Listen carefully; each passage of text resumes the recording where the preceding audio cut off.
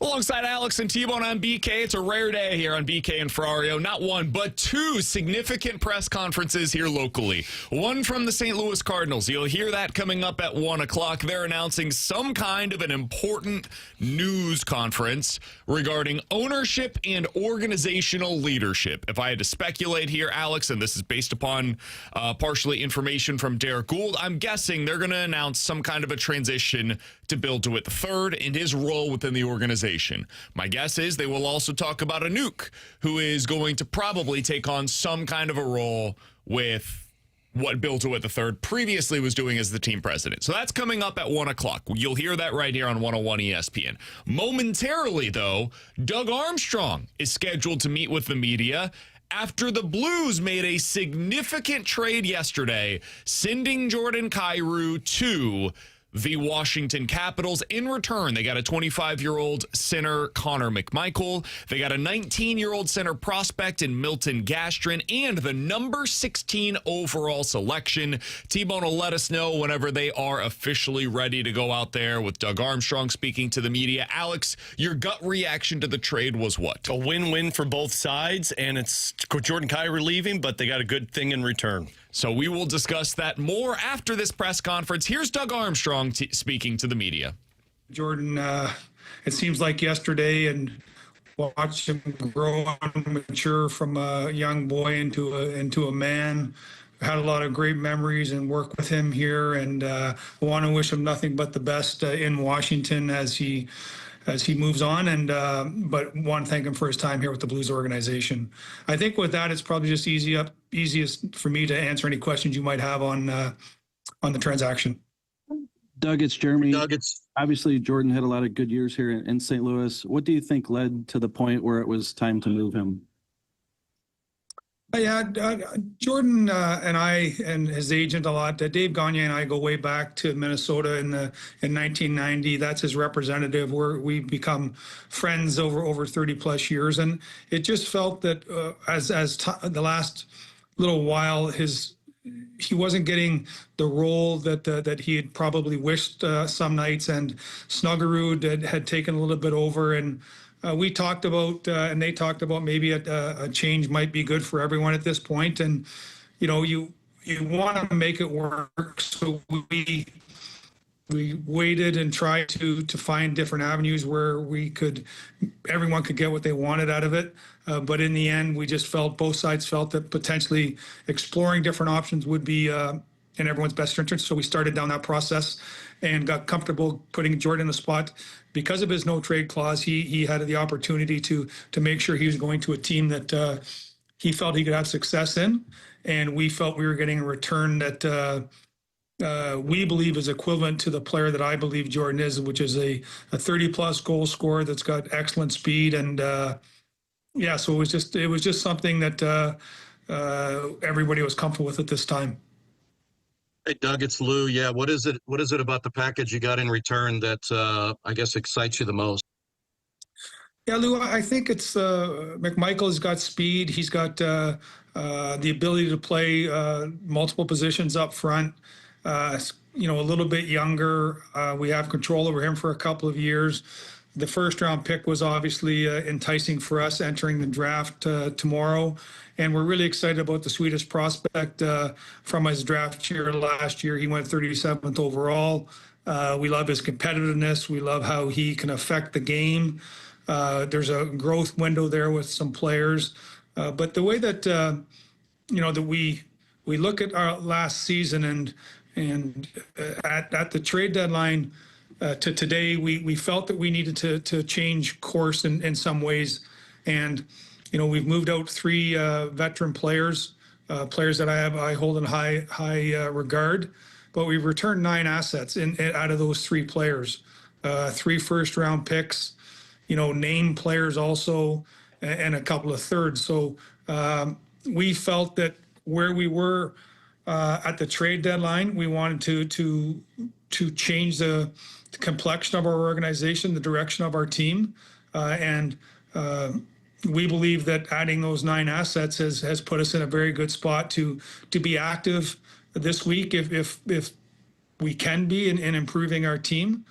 but like we talked about the other day, Lou, is that it's what's in the war chest when we wake up Sunday morning, and it could be NHL players, it could be prospects, but there's going to, we're either going to have one of two things. If we draft all 4 players and all 13, we'll probably shoot up in the rankings of prospects pools around the league. And if we trade for established players, people will say we're a better team than we were today on Sunday because we've had NHL players. So it gives us some opportunity to try and get as creative as other teams will allow us to. Doug, just following up on that, with the 4 first rounders and the 2 kind of pass you mentioned, either picking the players or making the team better, with the amount of first rounders, do you feel like you can do both of those things this weekend? Yeah, I do. I think that I think you can, but also like you could use all 4 first rounders to get one exceptional player that you don't think you could ever get. So I just think the picks allow our group to get more creative than we have in the past, just using numbers, no names. But I do see a scenario where we try and serve both the amateur staff and the pro staff by doing picking on Friday, but also adding to the team that will take the ice in September. Hey, Doug, going back to Kyrou for a second, you've kind of maintained for a while that you weren't going to sell low on him or any other players, and it looks like you didn't, a great package. Just how long did it take for all this to come together, and how important was it to maintain his level of asset, when trying to come up with a package? Yeah, I think, JR, I don't want to say we try and take longer than necessary, but I'm a big believer. I'd rather work through the ups and downs with people because there's more joy in the end when you win than hitting a bump on the road and making change. So as we were, the value that I put on in my own mind on Jordan and the organization, that he's a 3-time 30-goal scorer in this league. He's 28. He's under contract in a league where contracts are starting to increase exponentially. He's a fixed cost. So there was a lot of boxes I thought Jordan checked, and if I was another manager, I would think he has a lot of boxes that check. He's a dynamic skater. He can score. He's got contract, and so we wanted to make sure we were hopefully getting a value in return of what we think he is and can be. So, and as we were doing that, you're always hoping that things can change, and it works out here. So there becomes a point where if both sides feel that to explore something, you should do it. But that, as I said, that's it. The philosophy we've tried to have is that's our last avenue, not our first avenue. Doug, you mentioned Jordan being a 30-goal scorer, and over the last 4 or 5 years, I think he leads you guys in goals. Do you feel like there's still enough offense on the roster right now, even without him? People are gonna get the opportunity to pick it up. It's hard to replace.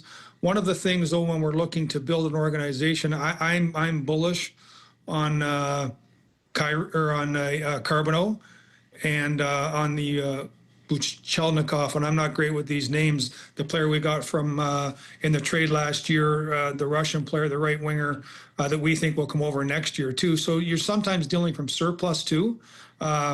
So will we score as much this year? I don't know, but we also expect McMichael to come in and score. We think he's a good player. We think given an opportunity, he can be back to that 20-plus goal scorer. And we expect internal growth from some of these other guys. The guys that didn't have good years last year that are back here need to play better, and maybe we can add some form of NHL players that can contribute with some of the assets that we have. Again, I go back to the number of assets that we have added to our group over the last 3 trades, with all of them being, except one, being a third round pick or higher, and the other one I think is the goalie that can go anywhere and still turn out well. So it's not like we just added assets. I think we've added valuable assets, and I think it gives this organization a great opportunity to get creative. Doug, with McMichael being 25 years old and having a lot of experience in the league so far and being able to play multiple positions, what are you looking for with him? Are you looking for him to be a goal scorer, playmaker, as that's what he really excels in? And can you just give us your thoughts on him? Yeah, we believe organizationally that your second and third line can be a blend. Any one night the second line can be the third line, and any one night the third line can be a second line. We see him fitting seamlessly into that area of our team. We do need him to produce offense. That's a calling card that he has, but we do need a two-way game out of him also. But when if and I don't want to coach the team, that's Jim's responsibility. But if he starts out and to see if Holloway, Thomas, and Snuggerud can continue what they ended up last year, now you have a wealth of players in that next six that he can move around, and we're going to need 200-foot balanced players out of that group that are all going to need to provide offense, not just one or two. Doug, what's your sense of the trade market right now and how things are going around the league? This would be normal to almost all years. There's a lot of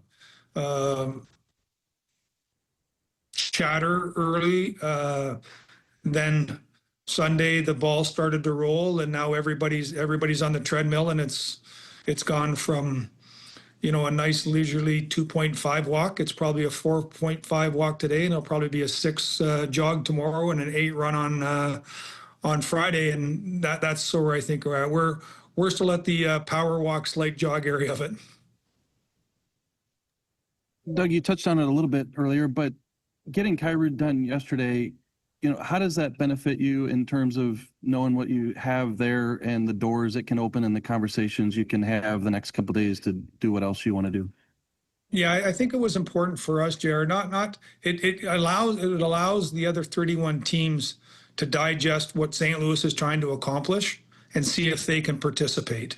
We've been, I've said it to you, to people here, if we can use some of these assets to improve our team, we will. We will strongly consider it. And so now, if you're one of 31 other teams and you say, okay, St. Louis has 11, 15, 16, 29, this is what they want to try and accomplish. Do we want a draft pick? Can we use this draft pick? What do we have to offer to get it? Because they're willing to move it. So what it does, it just allows them, instead of 12 hours, it allows them, 48 plus hours to really dig into what they have and what we have and see if there's a potential match there. For fan expectations, second that went through, people were like, oh my gosh, we're going to trade way up. Do you have a realistic range that you think that St. Louis could move up to if they were to use all 4 picks? That's, as I said, you don't see very many teams move out of certain areas. And then I say that, and last night Chicago did. So, and I didn't, I don't want to say I didn't see it coming, but that was a very aggressive trade by both sides. So, I think my previous answer answers this one. Everyone knows what we have, and if they want to engage St. Louis at pick 1, 2, 3, 4, they know what we have, and I would welcome the call. Doug, is it pretty fair to say that the driver behind this deal is the mutual sort of desire for a change of scenery as opposed to your desire to add more assets? Yeah, I think it's a combination. I think in our industry, you don't deal in A's and B's. There's always a mix in there, and this was one where the player and the team had talked about, is there an opportunity for him to find an area where he feels more comfortable in growing his game, with the understanding that we understand that, but we need to feel comfortable that we're getting a value in return. And so I think when you have a no trade clause, You need a partnership. And I think we talked about this at the end of the year meeting that because he wanted out, let's say, like he said, I just want to out 100%. We could say, we can't find the match, you have to play here. Or if we had gone to him and said, we have something we want, he'd say, that doesn't fit my criteria of where I want to be. So it is really as a partnership with people with no trade clauses. And we look at it like that. And I've said this before, and I'll say it, until I'm not doing this anymore, is that we don't hold any animosity when a player uses the rights that he's earned. And so when we talk about it like that, it just becomes, it's uncomfortable, but it's just a business. And we've all chose to be in this industry. We're all highly compensated to be in this industry, but it is a business. And I respect a player that he's earned that right. And I think they respect that we have to do our job. And this time everyone felt comfortable that both parties were getting something that they wanted. Army, it's so rare to have 4 first-round picks. You almost never see it happen. So how does this change your mentality? What's it like kind of going into this week, knowing you've got 4 first-round picks? Do you find your phone ringing more often now? Are more teams calling you? Are you being more aggressive knowing you have 4 first-round picks in your back pocket? Just what's it been like over the course of the last 24 hours, I guess? It's really been the last few hours. Those trades happened last night. Everybody then just, takes the night, looks at what everyone around the league has been doing. And then, it started this morning. So the way we started today, Andy, our crossover amateur scouts here, we started at 8 a.m. We're meeting now. We went through every scenario. Okay, to that question before, let's say we move all of these picks. What player would we stop at moving all of those picks for? Then you go through, let's say we move 11 and 15. How far can we get? 11, 16, 11, that's the same pick. And then, or let's say we can move both 15 and 16, how we can get. So then you start to, you work through that with the amateur staff, and then we'll get together with the pro staff and say, okay, what players fit the criteria that we want? And that's where I say the benefit of having extra time for teams to see, does St. Louis, do we have something that might be attractive to St. Louis? But we're not in the game to the level we are if we don't make the last 3 player transactions, because you just don't have the assets.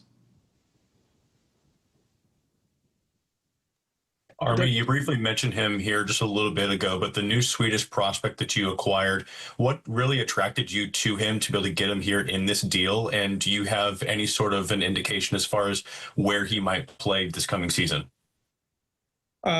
We're working with his representative and the player. Alex Steen has talked to the player, and there's a likelihood he'll return to Sweden for another year, just making sure it's the right environment for him. And what attracts us to him is his two-way competitive style. He's got leadership. He's been a captain of the national teams over there. He fits into the style of player that we want to be a hard team to play against. We want to have competitive players that play 200 feet. And he fits into that. But again, he's 19 years old. So he'll have another World Junior ahead of him. Whether he plays in the Swedish Elite League or which is more likelihood than not. We're going to monitor him. But again, we're into the foundation building with him right now. And that's the most important with all these guys, is to help them build that foundation and to let them get better every year. So when they get here, they have staying power. Doug, just a quick one about the nuance of the Washington deal. Do you kind of set a standard that we don't want to retain salary and then go get the best package you do? Or how does that work in contract or negotiations? Yeah, on a negotiation with someone like Jordan, I viewed his contract as a massive asset to whoever's ever getting it. So not one team that we talked to would ever considered asking us to retain salary.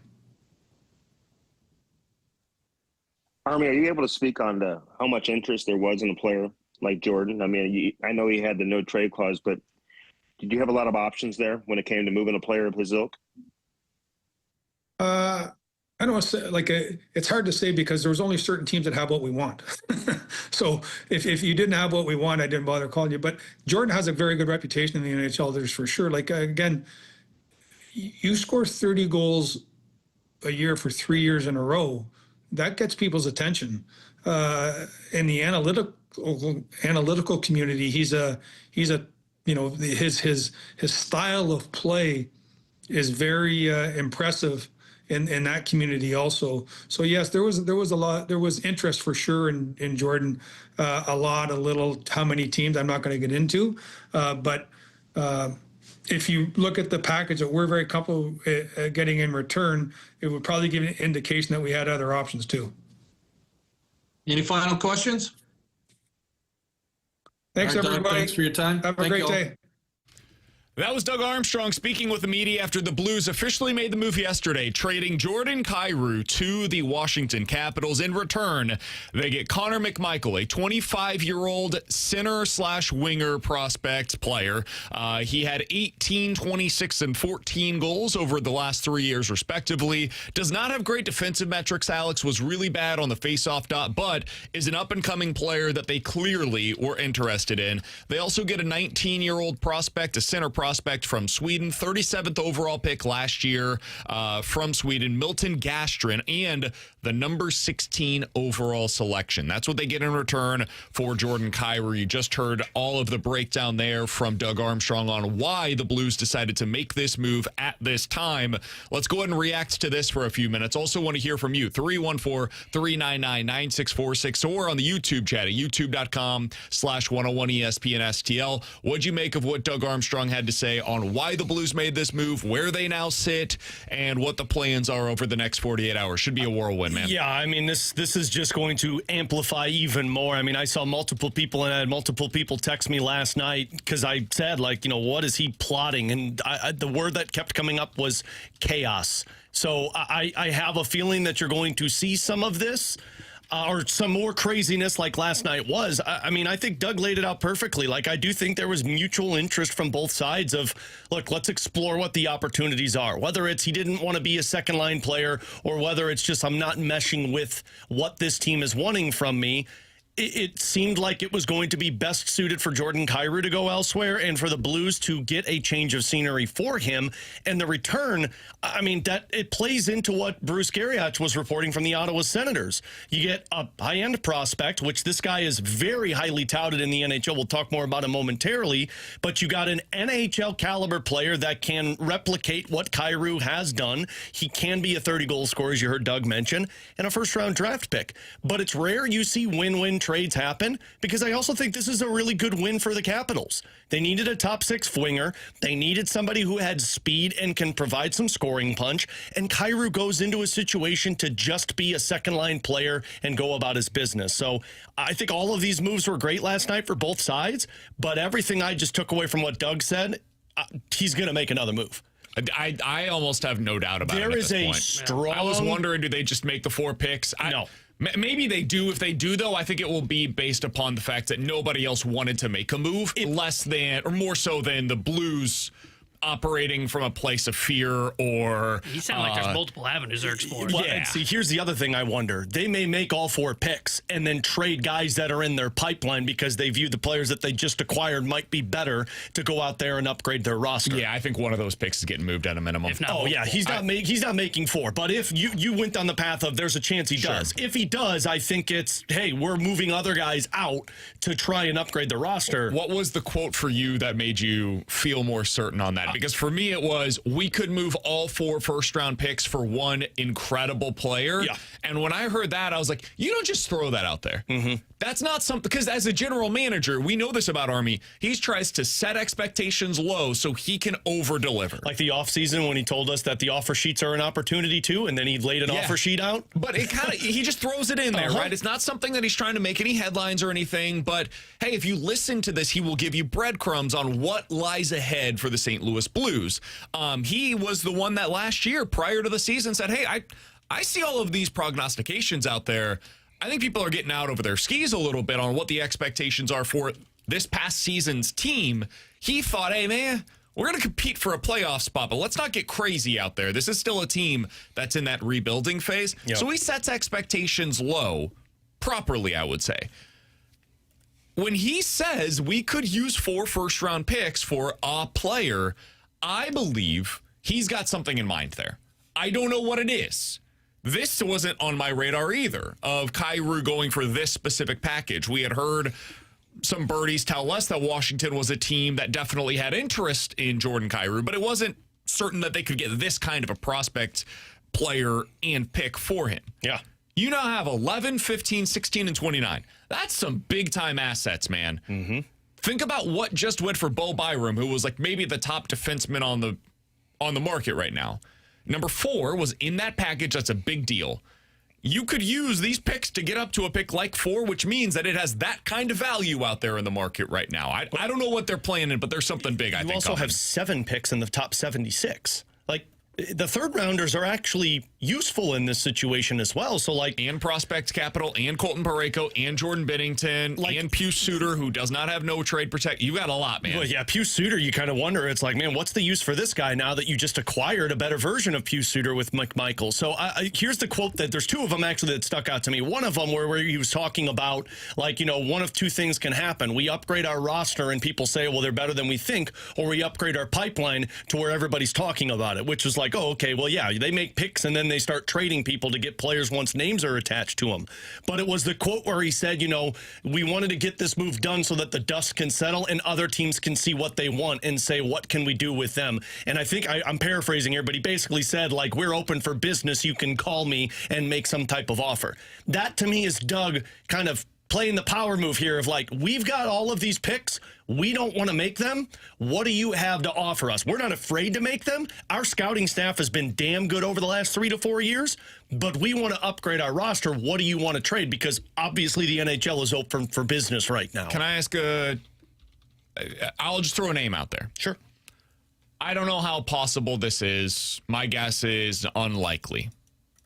What if Columbus called and said, hey, Zach Werenski told us he doesn't want to be here anymore. He's got 2 years left on his deal, full no-move clause, but he's open to coming to St. Louis, and he'll sign an extension with you guys next year. If he's signing an extension, sure. He can't right now, because he's got another 2 years left. We need to have the conversation, because I know how Team USA boys like to operate. So, no doubt. But if there's mutual interest there, hell yes. What do you think that would cost? Because would you give up all 4? Yeah, I mean, I don't know if he'll have to if he's going to say I'm not re-signing. I mean, 11, 15, and 6. I'm not making the trade if he's not re-signing. No, I meant if he's not re-signing in Columbus. Oh, yeah. I mean, Columbus is a fish in a barrel again. Yeah. I mean, 11, 15, Understood. You're going to have to give up significant assets. Sure, but I don't think you for got to give Werenski. up all 4. Let's say that's the ask. Or otherwise, they're just going to keep it. I would do it. I mean, Zach Werenski is a Norris Trophy candidate. He's a difference maker. That upgrades your defense. And it also gives you the opportunity to explore other moves. That, to me, is the kind of player that you make that move for. Yeah. I mean, the bar is incredibly high to be worthy. He's not just throwing out 4 first-round picks for anybody. Right. Like Matthew Nyes, I'm not sure that I would trade 4 first-round picks for him. That's too much for Nyes. Now, if we 3 of them, that's probably what it would cost, and I would be very interested in that, not for all 4. There's not a lot of guys in the NHL that are worth all 4 picks. That's what I'm saying. Jason Robertson, to me, is not worth all 4 first-round picks. I agree. Yep. Because of the contracts. Part of this is it's not just the player that you're getting and the situation that they're coming to compared to where they were. It's also, all right, what are you paid?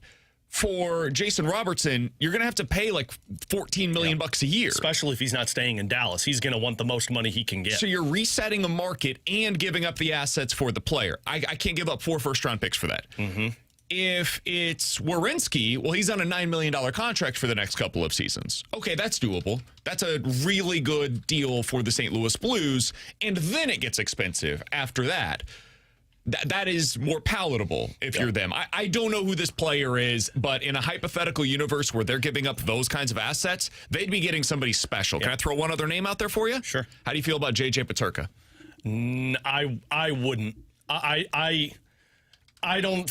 I think that's very similar to what you kind of have on your roster, and it concerns me. Why is Utah trading this guy after they just acquired him and he scored 25 goals for him? He lost the top line spot. He was playing the second line spot. That one I don't think I would make the trade for. I'll give you one because you're at the Columbus Blue Jackets, Kirill Marchenko. His name was brought up. BK's like, God, none of these Columbus players, I know who the bleep they are. His name was brought up that Columbus is kind of exploring. I looked him up the other day because he was He's 25 years old. He's 6'3", 201 pounds. He just scored 31 goals 2 seasons ago. He's 74 points, very good defensively. That's a right winger. That's a top-line player. I still don't think that's all 4 first-round picks, but, I mean, that's 3. And that's 25, and that's a 30-goal score that you add to your roster. See, the part for me is you're still lacking the center spot. Now, I was told yesterday that Connor McMichael's preference is to play the center position. He's played it with Washington. He can be good at it. It's just he can get a little aggressive in the offensive zone and kind of explodes out of his zone and doesn't cover it. Also, he's young. So there's at least reason to believe that could improve. The comp with McMichael that I was told yesterday is think Ivan Barbashev.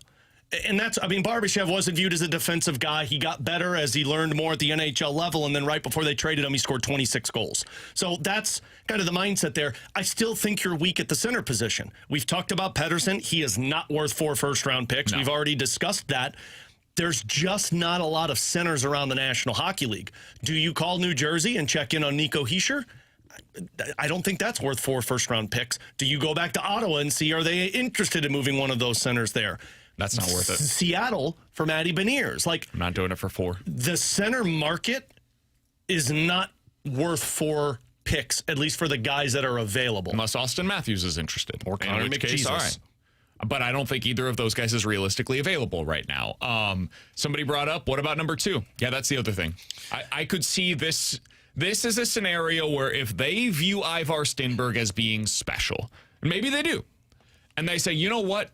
We think the best asset we can get for our picks this year is that guy. Yeah. And we're going to bet big on him. And we believe this is our one chance, because we talked about this the other day, Alex.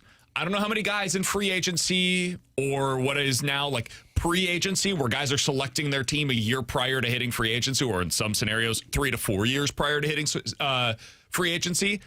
If you're not going to be able to be in on those players, and I'm not sure the Blues are, could Ivar Stenberg be your chance to get a special player here? And if you say yes, if that's their belief, are you willing to just trade all of the capital to get up to number 2 overall? See, the thing about this is I don't know if San Jose makes that move. Like, but maybe if you're including Parayko or something else. But man, you guys thought I was crazy to go Kyrou, Parayko, and 3 first-round picks. You're going 4 first-rounders in Parayko. I'm with you. I think that's crazy. But if they believe it, I would respect the gumption that goes into a move like that. Mm-hmm. I don't have the balls to make it, but if they do, if this is like the last move for Doug Armstrong, and he says, you know what, this guy, we're putting our stamp of approval next to his name. It's asking a lot, but we believe this guy can be a top 20 player in the NHL. Mm-hmm. We think there is blue chip pedigree here, and he is going to change the outlook for our team. All right. You're making a big bet. But if you're right, there's a huge payoff potentially on the other side for you. Yeah, there are so many avenues that this team will explore now that I am just, it really comes down to what teams are willing to make an aggressive move with Doug. And I think when you're talking about 4 first-round picks, you have to talk about teams that are considering going in a different direction. You know, I'll give you another one. If Winnipeg's taking calls on Connor Hellebuck, are they taking calls on Kyle Connor? I highly doubt it, but are they going to blow it up at some point? Like, I'm just going through these lists. We've talked Vancouver already. Do you go back to Utah and see about getting one of their prospect guys, Tija Ginla, for 3 first-round picks? Sure. So they can reestablish it, and you put that into your system. Or Desnoyers. Yeah, you go down that path. We've mentioned Seattle. I don't think Pittsburgh has much. Philly doesn't have much. Ottawa, we've talked a lot about their centers. Nashville, no. The Islanders, Matt Barzal's there, old, and I'm not paying for first-round picks. I don't think Larkin's a possibility. Maybe you trade for Maverick Bourque before they get offer sheeted so they can keep Jason Robertson. Maybe they decide we're keeping Robertson and we'll move off from Thomas Harley. Yeah, maybe you go after. Like, maybe Harley's a guy that is more available in a trade than what we're currently anticipating. Or maybe you go Fantilli with Columbus because they're worried about offer sheet. There are so many avenues with this, but like I'm looking at the line combinations for daily faceoff right now, and the two areas that I think the Blues are weakest at is the center position and upgrading your left side defense. What if a team like Florida said, you know what? We got to make this work cap-wise, and we don't want to trade Anton Lundell. Yes. But we're willing to go ahead and include him for the kind of assets that the Blues have available for us right now. I would do that in a heartbeat. I don't think they will, but he does not have any no trade protection, so he couldn't block a deal. He's $5 million. They do have a lack of money available right now. They need to figure out their goalie situation. Binnington so you with could some include picks. Binner in that kind of a deal. Yeah, I don't think they do that, but if they were exploring that avenue, that's another guy. He's 24. He's a second-line center that is arguably he's a really good second line and an amazing third-line center. So there's your depth that you have in this position. So I think this really comes down to now, can they get up in the draft? I would imagine that's their number one priority, to see how high they can get in the draft and how many picks they'd have to give up. Because if we give up 3 to move into the top 5 and then I'm taking 2 draft picks in this one, I'm okay with that. And then they find out, like, all right, let's start figuring out what teams are trying to move out and go get that big-time player that's available with 4 firsts. Alongside Alex and T-Bone, I'm BK. It's BK and Ferrario here on 101 ESPN. We've got a lot to get to today. Coming up in the 1 o'clock hour, we will hear from the Cardinals ownership group. They are announcing some important news regarding ownership and organizational leadership. Derek Gould reporting in the St. Louis Post-Dispatch that the expectation is this will address Bill DeWitt III's rising role within the club and also other promotions and changes that are planned within the leadership structure. So stick with us. That's coming up at 1 o'clock. At 11:45, we'll get into some questions and answers. 314-399-9646 is the Air Comfort Service text line to get any of your questions in. We continue with the Blues. They put an end to the Jordan Kyrou era yesterday. What does it mean? How will we look back upon the Jordan Kyrou era? We'll talk about that next here on BK and Ferrario.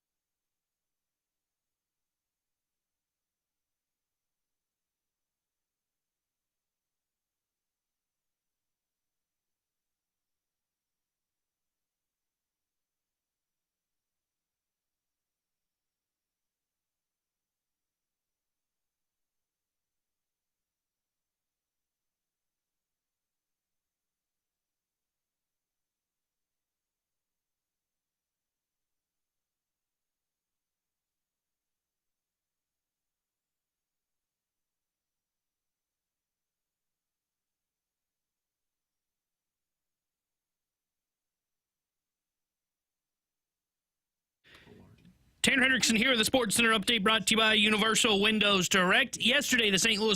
Louis Blues traded Jordan Kyrou to the Washington Capitals in exchange for Connor McMichael, Milton Gastrin, and the 2026 first-round pick of the Washington Capitals, which is number 16 overall. If you just missed Doug Armstrong's press conference, you'll be able to go back and listen to it on our podcast page after the show today at 101ESPN.com or via the free 101 ESPN app. Cardinals back in action tonight. 6:45 will be first pitch. Matthew Liberatore will be on the mound for St. Louis in Game 3 of their 4-game set against Arizona. The Sports Center update was brought to you by Universal Windows Direct. You'll be saying, I love my windows.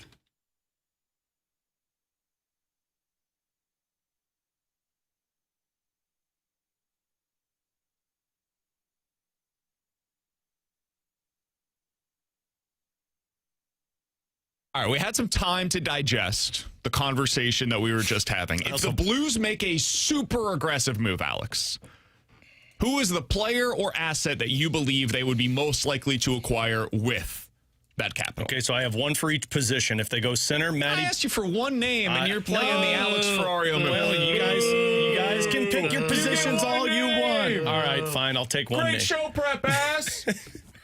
Who yelled that?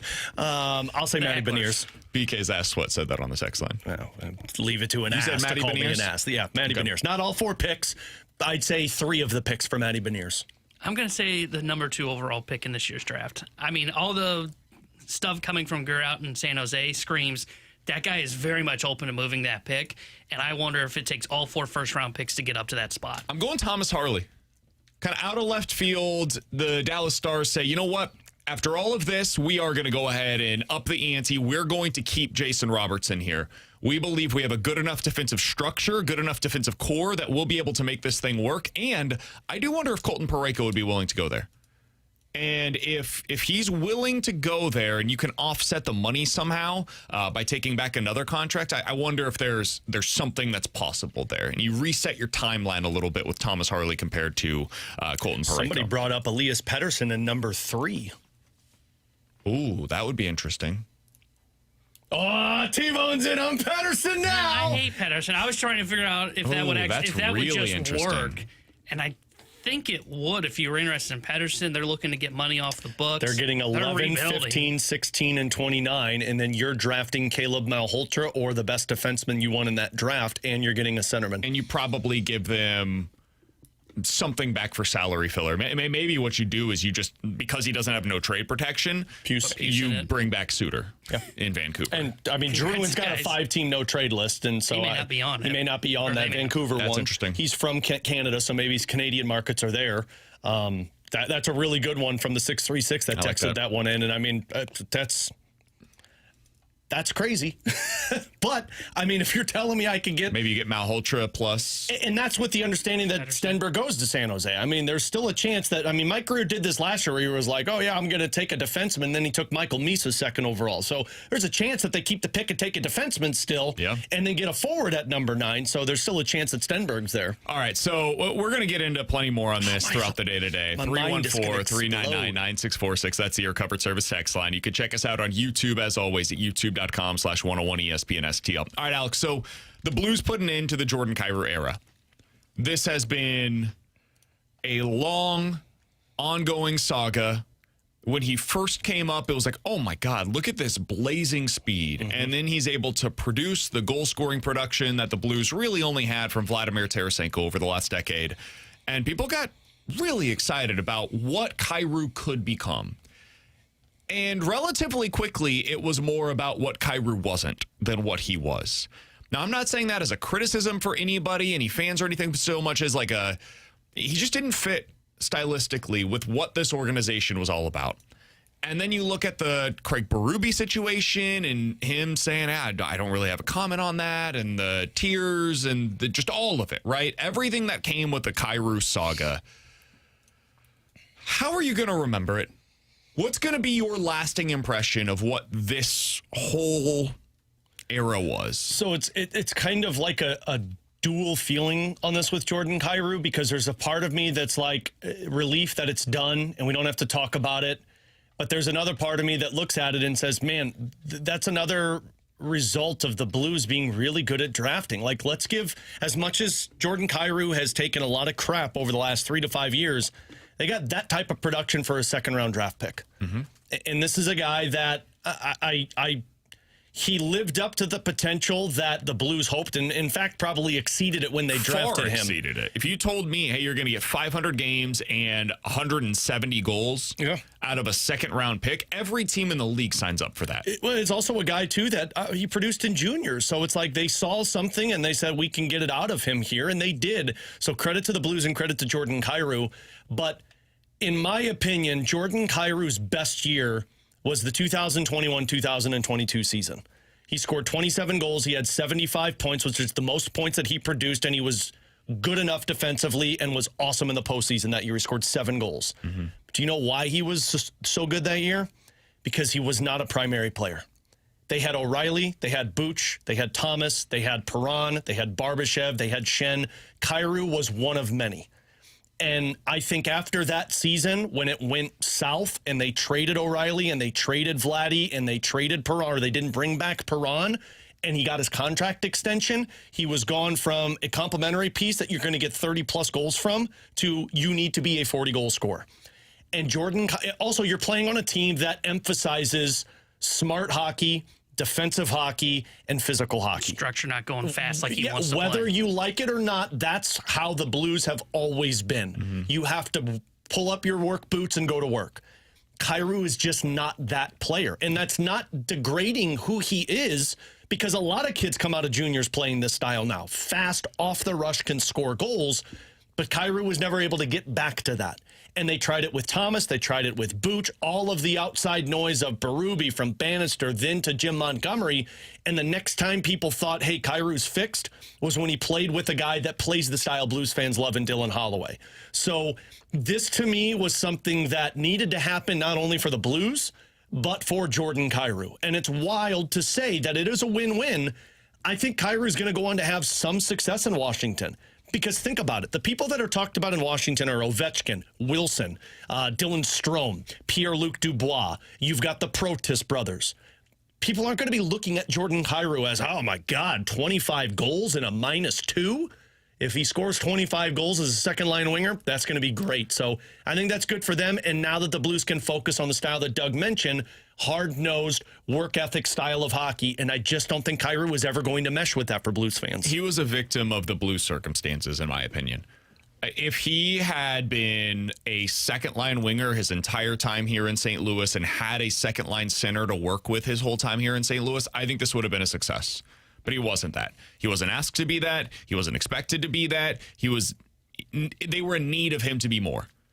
And so it just didn't work. It didn't work. He didn't fit the style of what they wanted to be. He didn't fit the structure. It very clearly was not a match from either side. I think he's going to go on to have a ton of success in Washington. I think it's a great fit for him.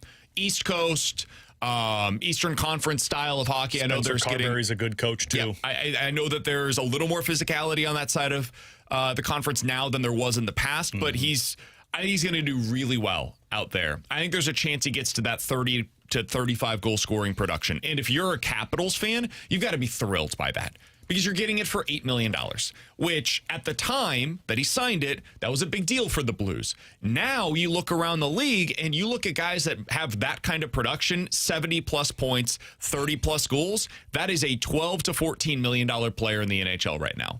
It is. It's just the way that things are going. Alex Tuch is about to get like 12. Alex Tuch is in a similar category, although different stylistically, to a Jordan Kyrou. So I think he's going to go on there. I think he's going to be a reset for him, a reset for the team. I also think it was necessary. I understand why the Blues did this. I said all along I would not trade him for some kind of like a salary dump or just to get him off of the books situation. This was not that. They got a first-round pick, they got a legitimate prospect, and they got a player that immediately helps them in their middle six. That plays the style that the Blues want. Very similar to Jordan Kyrou, though, with speed. But he's got I'll read you the text of somebody who covered the Washington Capitals who texted me earlier today about Connor McMichael. He said he had a breakout season a couple of years ago, inconsistent last year, and a little snake bit, too. Lots of breakaways through struggles to finish them.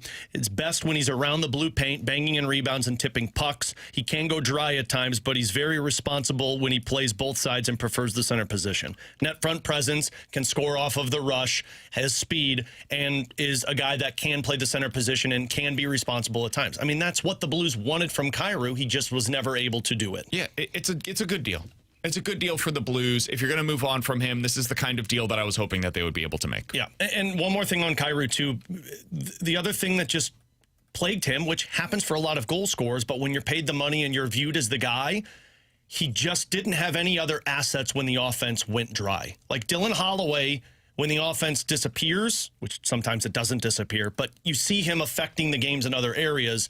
And Kyrou was just a guy that Jim Montgomery, on top of Drew Bannister, repeatedly would talk about how he's got to use his speed more. He's got to be more effective in the offensive zone. Some of that is just the style he doesn't play, winning board battles. But there are also times that you forget he is the fastest player on the ice. I agree. I also think that goes back to he was asked to be something more than what he was. If you go into a role where you are like the fourth best winger on your team or the fourth most critical winger on your team and you're making $8 million in today's cap, that's fine. He wasn't asked to be that here. He, for most of his time, was asked to be either the number 1 or number 2 winger on the team. And when you're that, what Alex is saying, you have to be that. In Washington, where he's going to fit lower in the pecking order, I think they're going to be fine with this. Mm-hmm. They're going to look at it and say, all right, he disappeared for a few games. That's fine. That's what you expect out of a fourth winger. And that's why I think his best year was that 21-22 season, because he only got 27 goals, but he disappeared for a week. I got 6 other guys that can cover it for. And now you're going to Washington that's got 5 or 6 other guys that can create offense. It reminds me so much of what happened for the Cardinals from 2016 to 2024, where you were just asking guys to be a little more than what they were. Paul DeJong on a lot of teams would have been fine. You bat him 8th, he adds a little bit of power, plays decent defensively, you're fine. You can live with that. His prime here in St. Louis, what he was.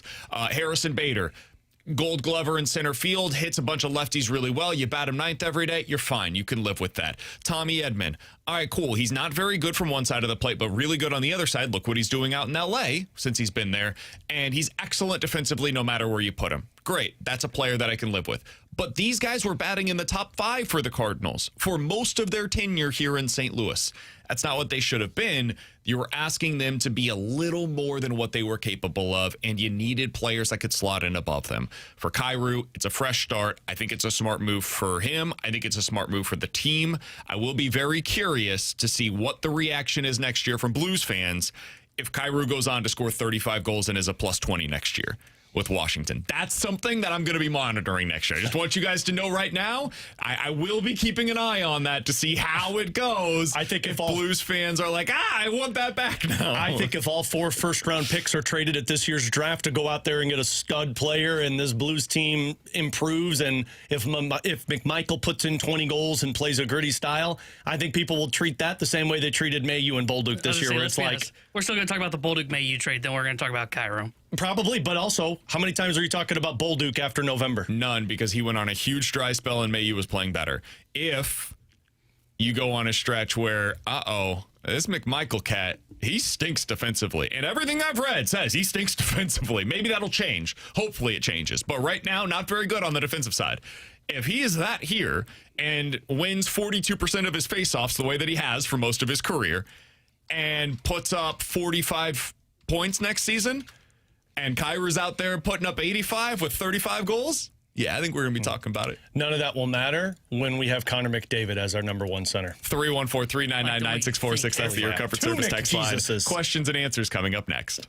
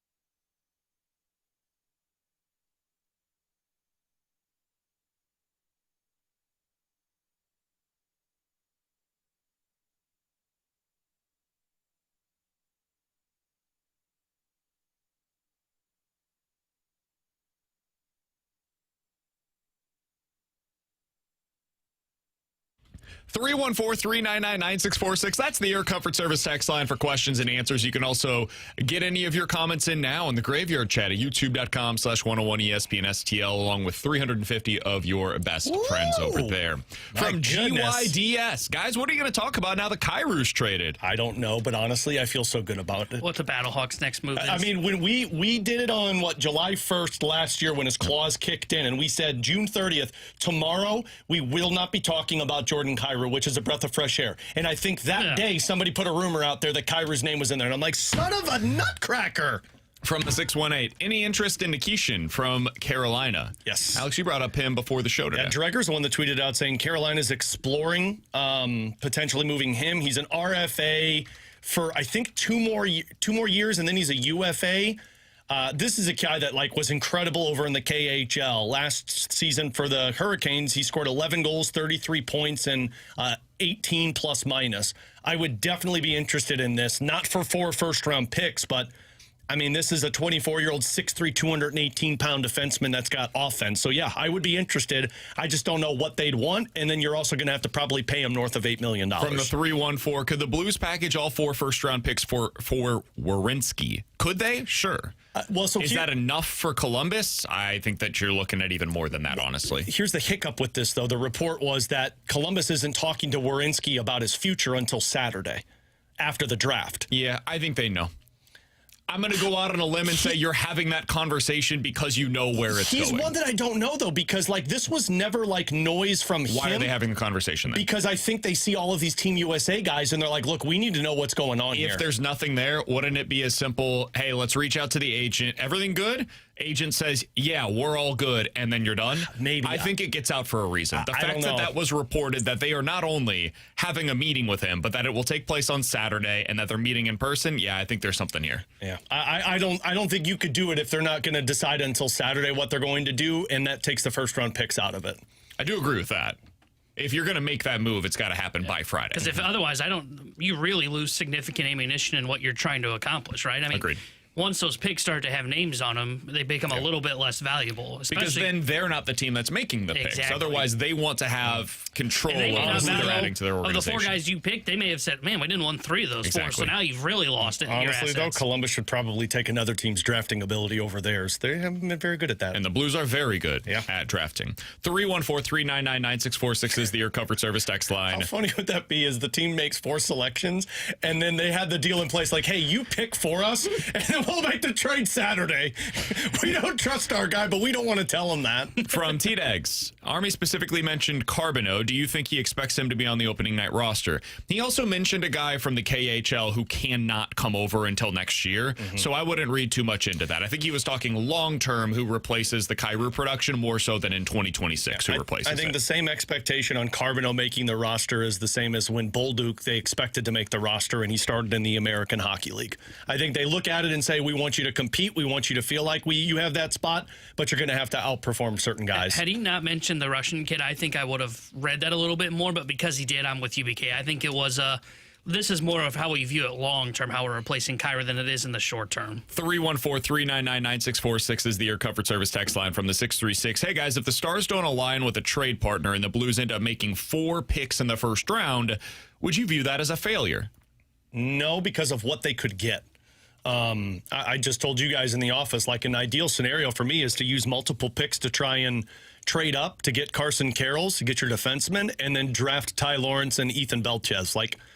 That would be a massive win because you get a potential top pair defenseman, you get a power forward who looks like he's going to be Tom Wilson-esque, and you get your potential second-line center in the draft. I think most years, I don't know if I'd call it a failure, but it'd be disappointing. I think this year, because the draft is so deep, you're talking 3 of those picks, that 11, 15, and 16, you don't look at it as being disappointing because the draft is so deep. So this year, I would not view it as disappointing or a failure. I'd say, you know what? They just tried for a swing. No one wanted to take a swing with them. So I looked up earlier today because number 16 is the asset that they got in the Kyrou deal. Who were the last 10 number 16 overall selections that have already made their NHL debut? So we have something to go on, right? For what it's worth, one of these players has not made his debut yet, but I think will next year, and that's Adam Yurchek. 2024, he was the number 16 pick for the St. Louis Blues. But going back before that, 2020, Caden Goulet? Yeah, it's defenseman from Montreal who the Blues had interested in this past offseason. 2019, Alex Newhook. I would call that a failure. 2018, Martin Kaut. K-A-U-T. Yeah, Colorado guy. I'd call that a failure. 2017, Juuso Valimaki. Yep, failure. He's in the minor leagues. I'm glad that these guys learn these So Finnish close. players, man. 2016, Jacob Chikrin. That guy was. Yeah, that guy was good. 2015, Matthew Barzal. Yeah, very good. 2014, Sonny Milano. Okay. 2013, Nikita Zadorov. Good player. Very good. Well, middle six. Good player, though. Yeah, good player. 2012, Tom Wilson. Very good player. And 2010, Vladimir Tarasenko. Superstar. I heard that guy was pretty. He was on the cover of a video game once, T-Bone. I would say it's about a 50-50 proposition, but the ones that are good are really, really good. Yeah. And Adam Yurchek might be the next. Yeah, Jordan Schmaltz, friend of the show, Jordan Schmaltz, tweeted this out last night, and I agree with him. Like, go back and look at the 2015 draft when Boston had 13, 14, and 15. Now, Boston screwed that up completely, picking two guys that played a total of 92 games. But the three players that were picked after Boston 13, 14, and 15 were Matt Barzal, Kyle Connor, and Thomas Chabot. So, like, there's a real chance that if you draft at 11, 15, and 16, you could get three guys that are really good players. Also, here's that draft. I mean, that was an outstanding draft. McDavid, Eichel, Strome, Marner, Hannafin, Pavel Zacha, Werenski went 8, Timo Meier 9, Mikko Rantanen at 10, and then DeBrusk at 14, Barzal at 16, Kyle Connor, Chabot, and then even beyond that, Brock Besser at 23, Joel Eriksson-Ek, Travis Konechny, Anthony Beauvillier, who was a good player there for a little while. Sebastian Aho was in the 35, second round. which is right around that 29 overall selection. Rope Hintz was 49. That's a hell of a draft. That was a great draft. Vince Dunn was 56. Yeah. If the Blues do take 4 players in the first round, they will be adding the kind of resources that they have never added. And again, those guys don't just play with your team. Those guys are with your team for 2 years. Look at Dominic Bach. He was here for a year and then flipped that offseason to go get Justin Falk, who I know people, we saw it now, but at the time, was a top pair defenseman for the Carolina Hurricanes. Hell, look at what they ended up doing eventually with, why am I blanking on his name right now? Buffalo Sabres forward. Tage Thompson. Thompson. Thank you. I was going to say TJ. Sorry, I just read something about Tuck. Tage Thompson. They traded that for Ryan O'Reilly, who eventually became maybe their most important player. It's not a bad thing if this team makes 4 selections in this draft. I would much rather them better their team for the now. Of course. But the creativity that they could do with this draft and still find themselves with a potential top pair defenseman, potential top 6 forward, and a potential middle 6 center, that's a win for your pipeline. That puts your pipeline probably at 7 or 8 going into next year, which everybody needs prospects when they're looking to sell pieces off. With Alex and T-Bone on BK, a little bit of news in Major League Baseball. This comes from Bob Nightingale, but it's reported elsewhere. The Cubs have put 2 more starters on the injured list. Ben Brown is going on the IL with a neck strain, and Edward Cabrera is now hurt with a hamstring strain. So both are going to the 15-day injured list. The Cubs pitching is a nightmare right now. They've just got nobody. Not only is it ineffective, but now they're hurt, and so they're going to the backups for the bad pitchers are now getting opportunities at the major league level. It could not be going worse for the Cubs rotation right now. A little hockey news for you, too. Jarmo Kekalainen's doing a press conference with Buffalo, and he said, I think he's moving on and getting into free agency, meaning Alex Tuck. He said he's going to be missed, but we'll be fine. We're looking at asset value on a sign and trade. That's what I read, and that's why I said Tuck when you asked that question. So Tuck is headed to the market, which doesn't play as much as I thought it would originally, because Kyrou, of course, was traded yesterday. But still, Buffalo might be open for business. Would you be interested in Kyrou? We traded him in. No, not for $12 million. Not 30 years old, 29 years old. No. Okay. I'm with you. If he was a center, yes, but no, not as a winger. Cool. Not at 29-30. Coming up in 15 minutes, what are the Blues planning to do with all of these picks? We'll get into that coming up in 15 minutes. If you guys have an idea, go ahead and put it in on the Scott Lee Heating Mic Drop feature on the 101 ESPN app. That 101 ESPN app is free to download, and it is sponsored by Dobbs Tire and Auto Centers. Coming up next, though, that was a scheduled loss for the Cardinals last night. We'll get into why next year on 101 ESPN.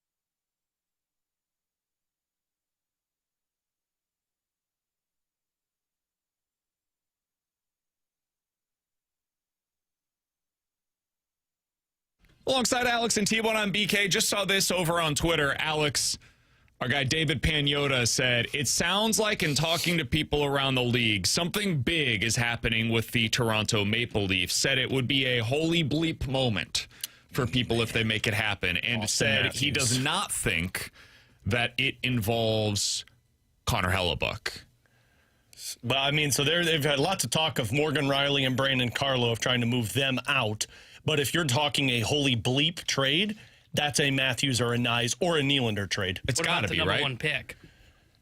No, they basically set their sights on McKenna. Like, they've told McKenna, we're drafting the Blues you. called and said, here's 4 firsts, and we'll put in something else as well. I'm Parayko. That's yeah. I think it'd be more of a roster player, because I think they're probably turning into, hey, we're going in this direction, we're rebuilding. They've told McKenna, we're drafting you. Now, you could go back on that, obviously, but like they've taken him out, they've wined and dined him. So I can't imagine it'd be that. Fingers crossed under the table the whole time. Could they be trading? Is there anything the Blues could offer that would push them off of that? Off of the pick? Neighbors? No, it would have to be Holloway or Snuggerud. And the 4 first? Yeah. Because you'd have to replace what they're thinking they're getting in Gavin McKenna and give them the 4 first-round picks. I mean, the 4 first-round picks alone are worth getting up to like 5. Yeah, but you got to think irrationally, and that's what a team's doing when they have the first overall pick. Just like the San Jose with the second overall pick. But I'm overhauling your NHL roster as well. Yeah. Like, what if they could get Jake Neighbors, Jordan Binnington, and 4 firsts? I don't think they would do that. Who? Toronto. You don't? For the number 1? Not for the number 1. What do you think it would take for Nyes? 11, 15, 16. Parayko. Probably Parayko, because they want better defense. I don't think I would do that. I don't think I would either. I like Nylander.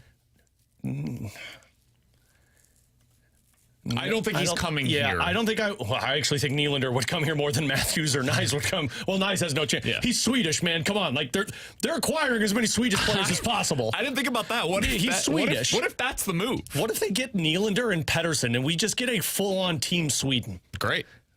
I know Sweden's always good in the world. sounds good to me. If it's a holy-ish move, to me that's Matthews, Nylander, or Nyes. Somebody on the text line said rumors are out there that Toronto could be trading Matthews to San Jose for 2-9 and Will Smith. That's what I think would be a holy-ish, because they get McKenna. Yeah, that's the correct response, T-Bone. Yeah. If they can get the second overall pick and draft McKenna and a defenseman. Or McKenna and Stenberg. Screw it. And then get a defenseman at 9.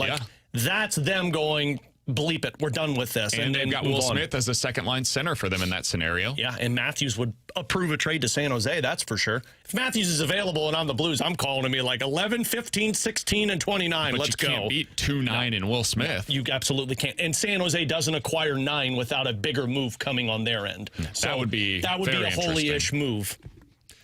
There's so many different scenarios that could play out with all of this. San Jose, if they could just figure out what to do with goalie, because their goaltending was ass last year, God, they're going to be a fun team to watch. So we'll get to the Cardinals here in just a little bit. It's fine, man. Today is a day of Blues. Yeah, we'll summarize. Scheduled loss. Bullpen was fried. Like they never Big night for Libby. Big night for Libby tonight. Leahy looked good. Yeah.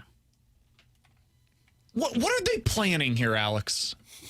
A holy-ish move. I mean, you have so much capital to play with. You've got all the picks that we've been talking about, but you also have prospects, if you want to go that route.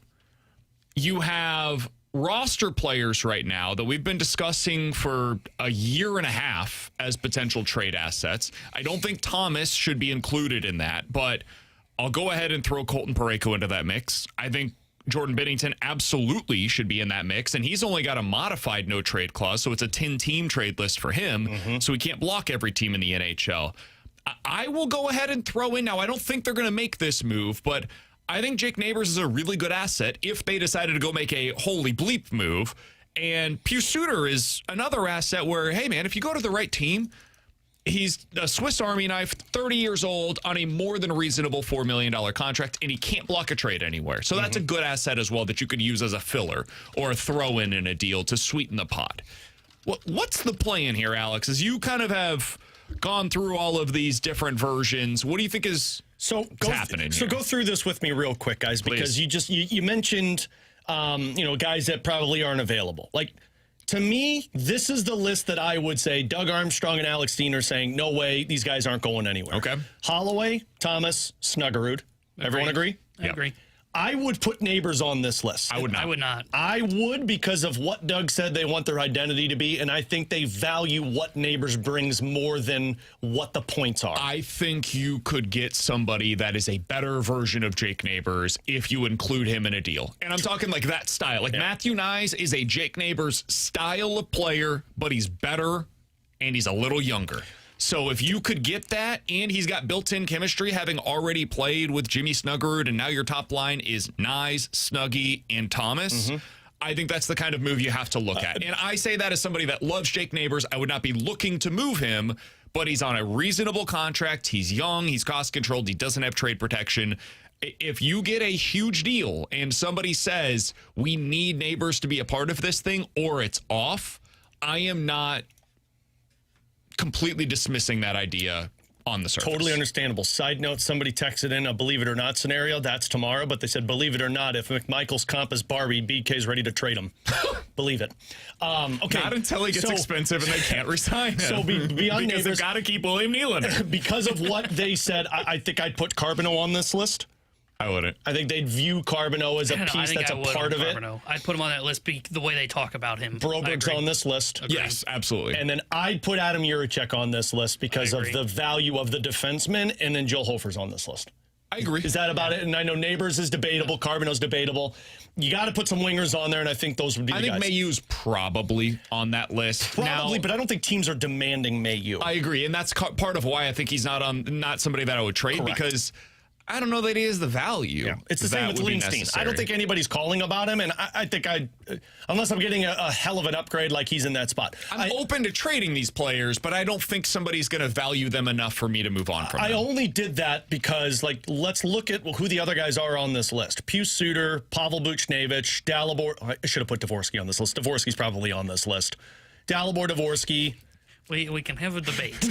me and Timo both looked at each other like, I don't know, man. I think they would put. Trading for a if you get Austin Matthews, I'll go ahead and trade you. We're doing it here. Yeah, but that's an unlikely scenario in my mind. Sure, we're bringing up names that are unlikely. If you have 4 first-round picks to deal and Dalibor Dvorsky, the names that are going to pop up in those conversations are unlikely names. That's the only way that these things become available for you. I guess that's fair. And then you got... But realistically speaking, like the normal route of making a trade, I'm not trading Dalibor Dvorsky, but if some of this stuff, suddenly you shake the superstar tree and somebody falls out, I'm not saying no. I still think those guys they view as like core pieces of what they're wanting to build around. But you're right. Like if somebody's going a crazy trade, you're going for the superstar in that front. But like... all of those other guys on this list, they're pieces that they're willing to trade, and you've got minor league guys and draft picks. So, I think this is just a matter of, hey, who do you want? I think there's a real appetite to trade Colton Parayko, even with Kyrou being gone. Agreed. But the deal has to be better than what Buffalo offered last year, and that's where things Why kind do you of say get... that?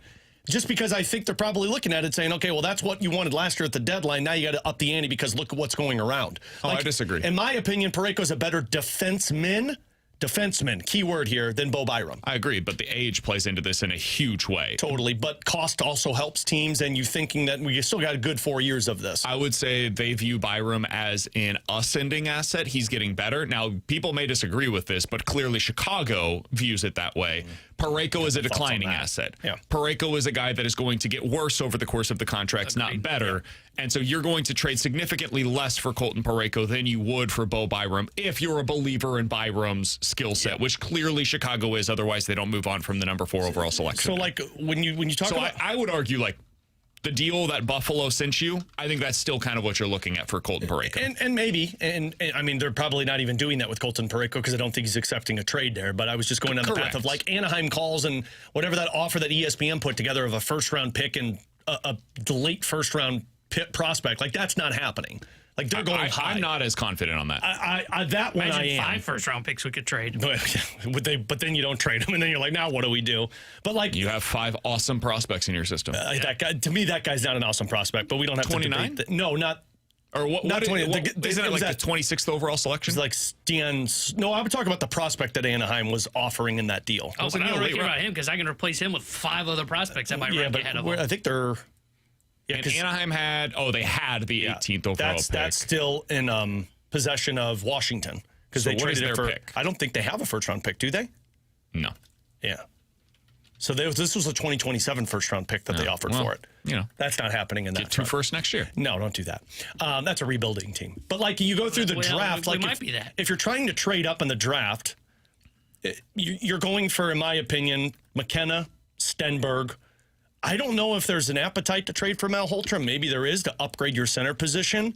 And then I think you're probably targeting one of those defensemen. So, like, if you can get into the top 5, I think that's where they want. Beyond the top 5, that's where I don't think the Blues make a move, a big move. Because I think in that front, you could just probably package 1 first-round pick and a third or 2 late firsts and move up a tiny bit. So, to me, this comes down to a roster player, and it's just a matter of what's out there. And, I mean, we've listed off every possible scenario of a player that could get traded. Now you're just wondering how creative teams can get on the other side and what you could get in return. Blues have 4 first-round picks, 3 third-round picks, 2 fourth-round picks, 2 fifth-round picks, all available for them to be able to use in any of these kinds of deals. I will say this, if they like anybody in the free agent class, and I can't imagine they do, but if they do, they've got A, lot of cap space to work with now, and B, they've got the draft capital to make a quick sign-and trade. You know, a lot of these guys are going now for, what was it for Radish, like a 5th-round pick? You just flip a late-round pick, a 3rd, 4th, 5th-round pick for a player, and you get the rights to trade for him before free agency. Yeah. So that's something to keep in mind over the next couple of days as well. Alongside Alex and T-Bone on BK. Coming up next, this is a real seller's market. Were there any trades that were made over the last 24 hours that you look back at and say to yourself, you know what, I wish the Blues would have made that? We'll get into that coming up briefly next year on 101 ESPN.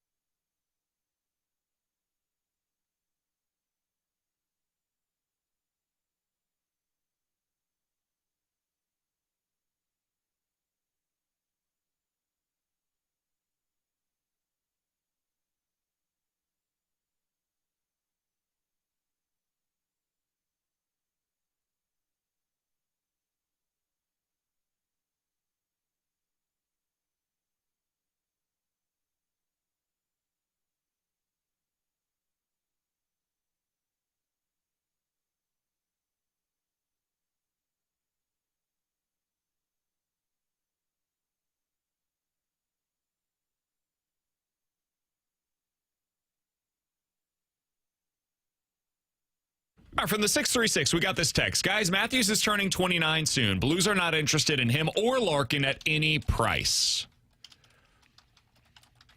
I would disagree with that on the Matthews front.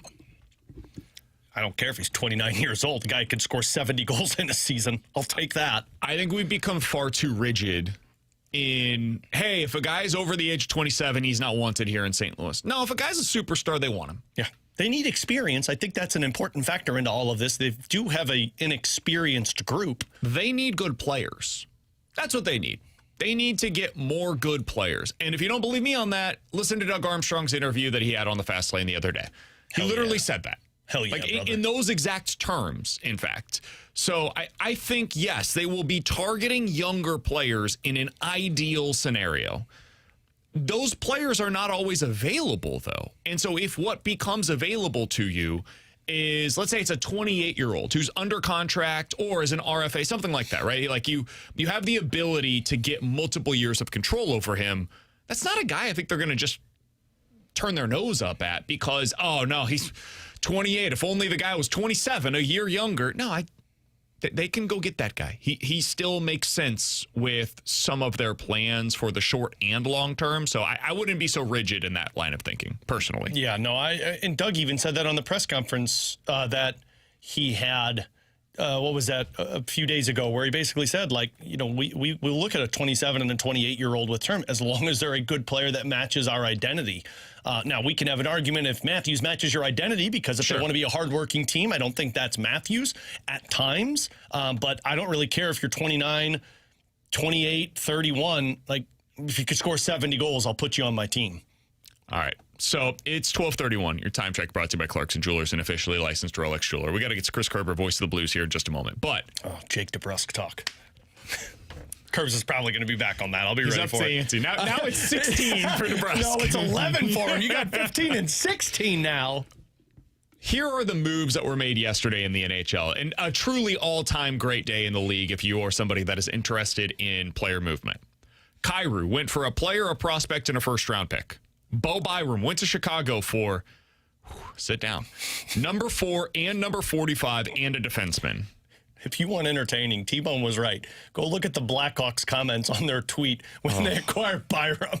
Gold. Oh, man, that's a terrible trade by Davidson. Ottawa decided to pivot. They go get William Eklund, and they give up the number 9 overall pick and 2 prospects in the deal for Eklund.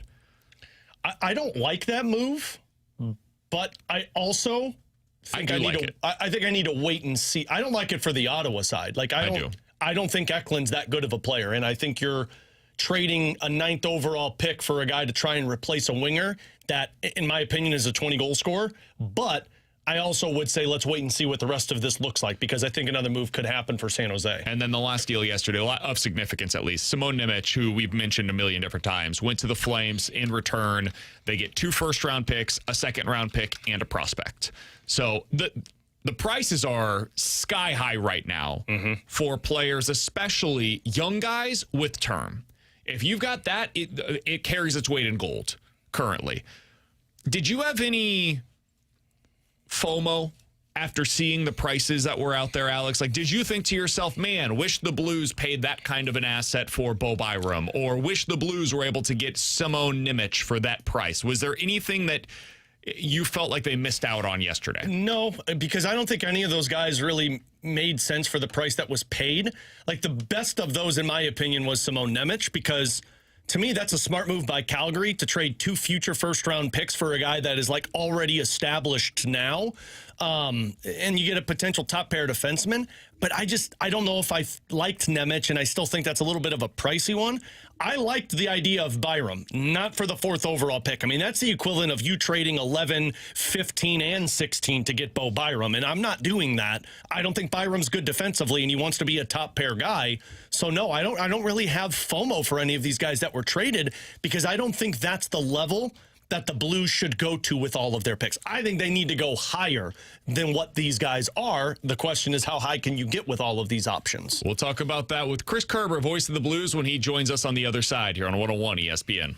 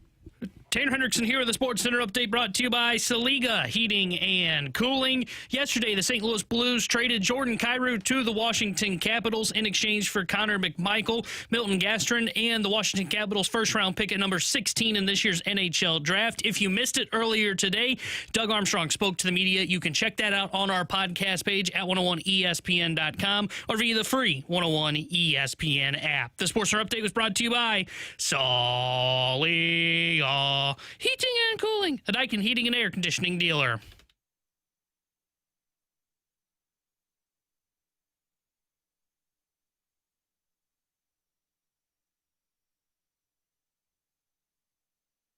Hoping to be joined by the voice of the Blues, Chris Kerber, momentarily here on 101 ESPN. He's got a lot going on today as well, so we will see if he's able to catch up with us today. If not, probably catch up with him on Friday here on BK and Ferrario. At 1 o'clock, the Cardinals have a big announcement coming up. Derek Gould reporting of the St. Louis Post-Dispatch that the announcement is expected to address Bill DeWitt III's rising role within the club, also other promotions or changes that could be planned within the leadership structure of the Cardinals. We'll have that for you in its entirety here on 101 ESPN coming up at 1 o'clock.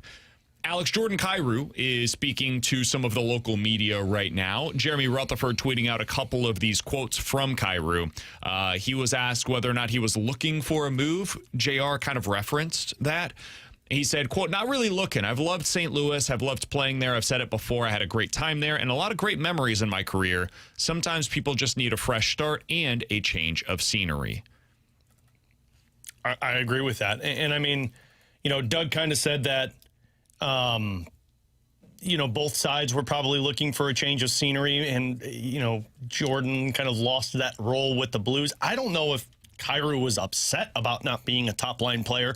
I think there's probably more disappointment from Kyrou's side that he's not on the number one power play unit and that he's not getting late game opportunities to, tie the game. But there's reasoning behind that. We've seen those happen in the past. But I just think for Kyrou's sake, when you're 28 years old, there is a little bit of, look, it might just be best for me to go elsewhere. Like, as much as I love St. Louis, and I think he does really love St. Louis, it's hard to be a goal scorer in a city that people don't like you because you don't play defense and not score goals. So, like, now you get to go somewhere. And like I said, some guys just prefer to be behind the scenes. Some guys just want to be the guy that you're not talking about all the time, and Washington might be that guy. And he may not have to be that if you believe the reports that are coming out now from Darren Dreger and Elliot Friedman. Darren Dreger just tweeting, with 8 years term still an option and a sign and trade involving Alex Tuck is definitely likely. And according to Elliot Friedman, as speculated, the Caps are considered the front runner. So if that's the case, then he definitely doesn't have to deal with the pressure of being a guy that's asked to do too much. It's a smart move by the Capitals, too. Like, if you think about it, they're a little bit more advanced in where the Blues are at in terms of their timeline. Plus, they have to replace Alex Ovechkin for a competitive team. Long term. So, like, I mean, it's a smart move. Kyrou's a depth piece. Now, Tuck comes in, and that's the guy that's supposed to produce, because you're going to pay a guy $12+ million who, by the way, disappeared in the playoffs for Buffalo. You don't produce, you're in trouble at that spot. Kyrou might be a third-line winger for them. Could be.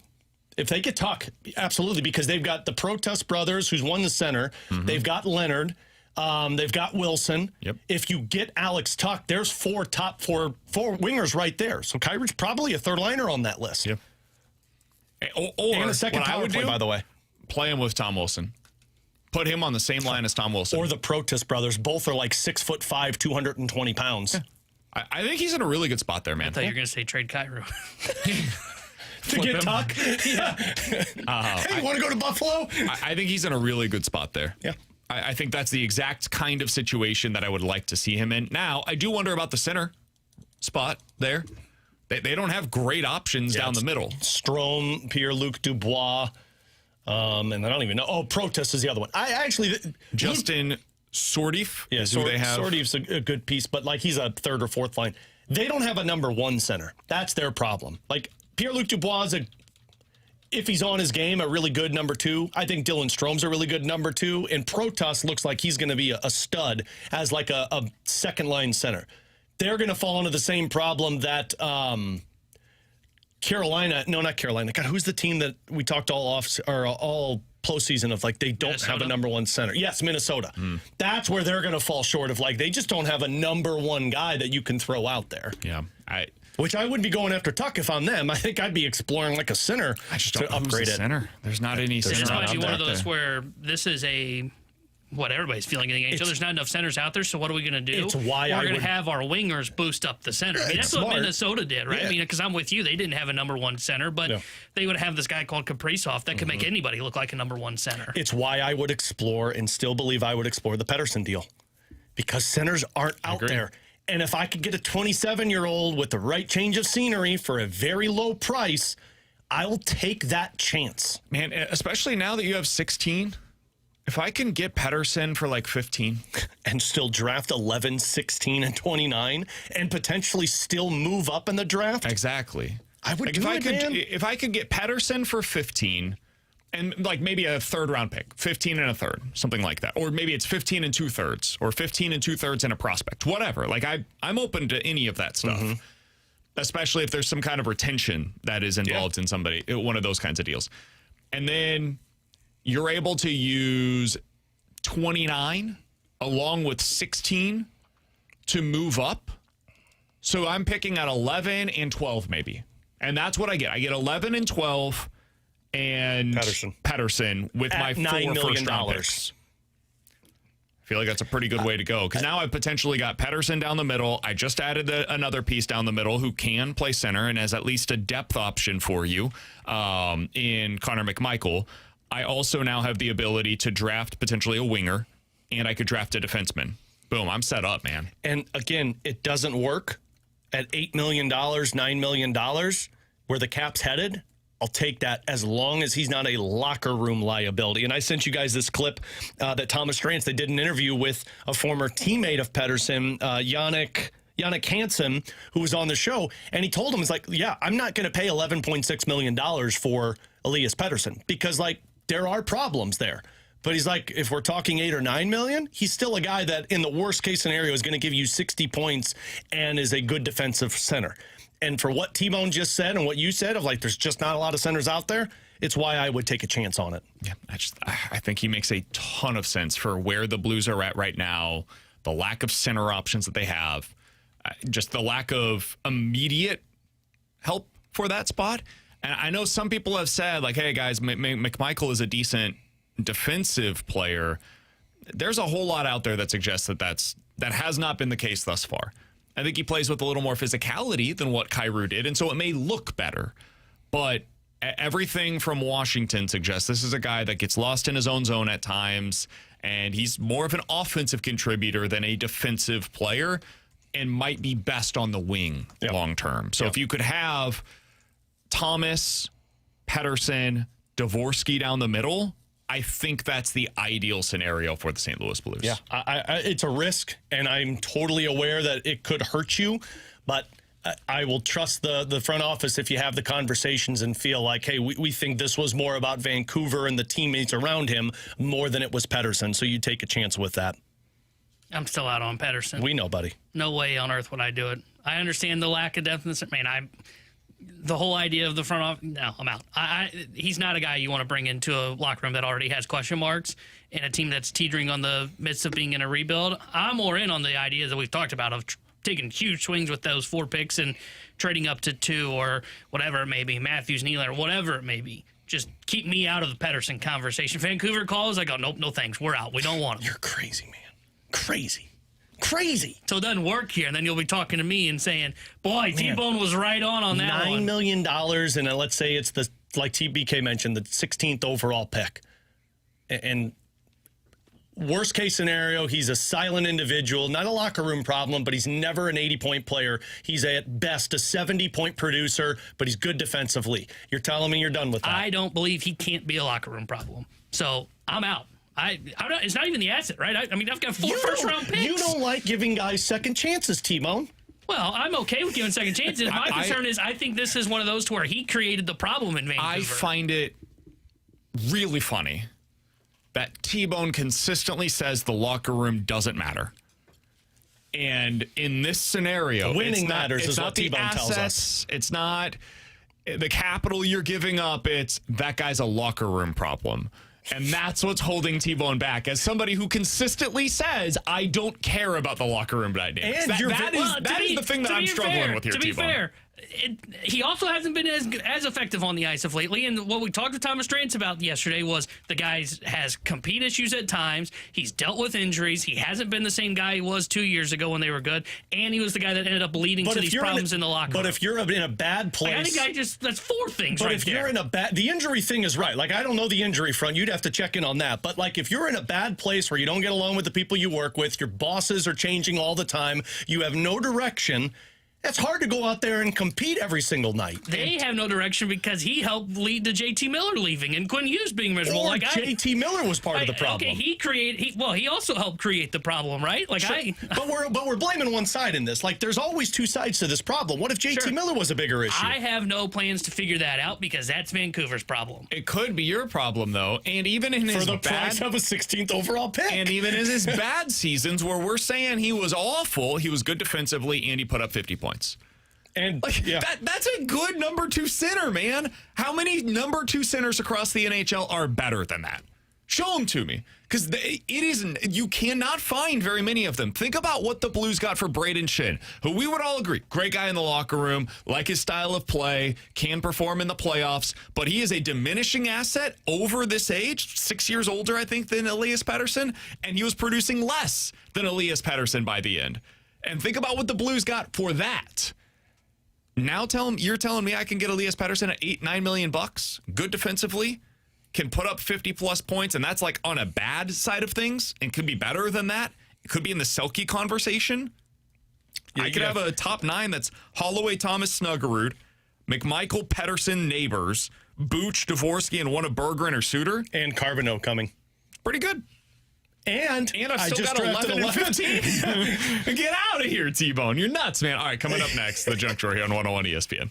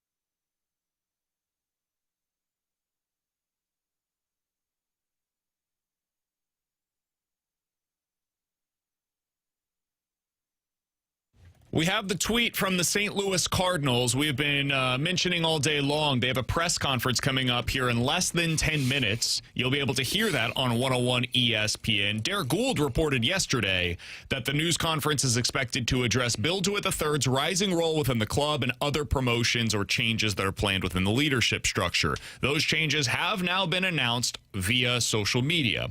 The Cardinals announced the following promotions to the organization's executive leadership today. Bill DeWitt III has been named CEO of the Cardinals. Anook has been named the president of baseball operations. Excuse me, the president. Whoa! I apologize. That was a slip of the tongue. Whoa! Well, the times roll then. This press conference is massive. The president of business operations. Oh, I went into man. autopilot there, and I am very sorry. That was a significant I was misstep. not paying attention at all. There was baseball. I went, whoa. By the way, BK will be there tonight for the World Cup game. First pitch at what time, BK? That's tomorrow. Oh, wait, today's not Thursday? Now, this part I do find interesting, and I'm frankly a little surprised by based upon the calling of this press conference. Alongside these promotions, Bill DeWitt Jr. will continue in his role as chairman and principal owner.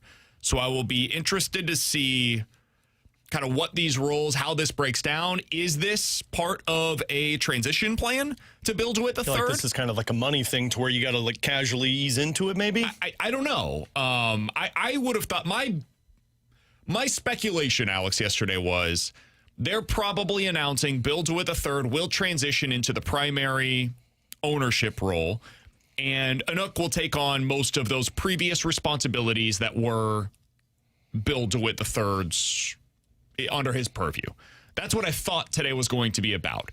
And maybe it is, and that's just not what this tweet says, but I don't know. Yeah. I don't know exactly what this means other than just a change in labels.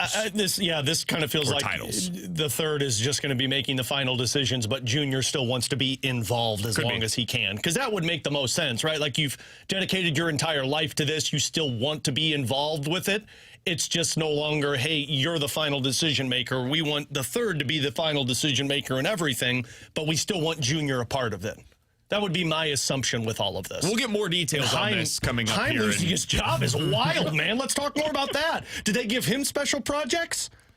He's going to be hanging out with Gersh. Why I saw Gersh was at a game the other day. Did he? Was? I think he's still legitimately involved. Michael Gersh follows me on Twitter. I don't think it's the real Michael Gersh, but somebody follows me. He's got a blue check mark. There is a one out there. He's got a blue check mark. I've seen that one tweet multiple times. I'm like, oh, hey, Mike. Oh, Just wait a like, minute. what's Anook's background in terms of making trades and That was an all-time transactions? small blunder. That was not as bad, though, as Alex saying that Petro had re-signed. Oh, yeah, that one was bad. And announced it. Do you remember? You weren't here for this. This was Ribs and BK. Yeah. I think at the time I was played the producing breaking news sounder. I was so antsy. He played the breaking news sounder, announced that Petro had re-signed with the Blues, and announced his previous contract extension from like 5 years prior. Wow. It was amazing. I was ready to break some news. I have the breaking news sounder up here on a deck, as we call it, on the board here. Heim just lost his job. The moment he said that, I nearly did go up there and click the button. Also, you see how BK throws me under the bus for, forget about my mistake. Alex had a bigger one. Remember when you couldn't remember Andy Dalton's That wasn't a mistake. That was radio gold, man. Ryder still laughs about that. Oh, it was so good. One of my favorite all-time updates. Oh, man, that was when they were entertaining, right, T-Bone? It is 12:56. Your time check brought to you by Clarkson Jewelers, an officially licensed Rolex jeweler. Coming up on the other side, we will hear from the Cardinals. They are going to explain what these promotions mean. Bill DeWitt III named CEO, Anook named president of business operations. We'll hear from the Cardinals when they have their announcement coming up next here on 101 ESPN.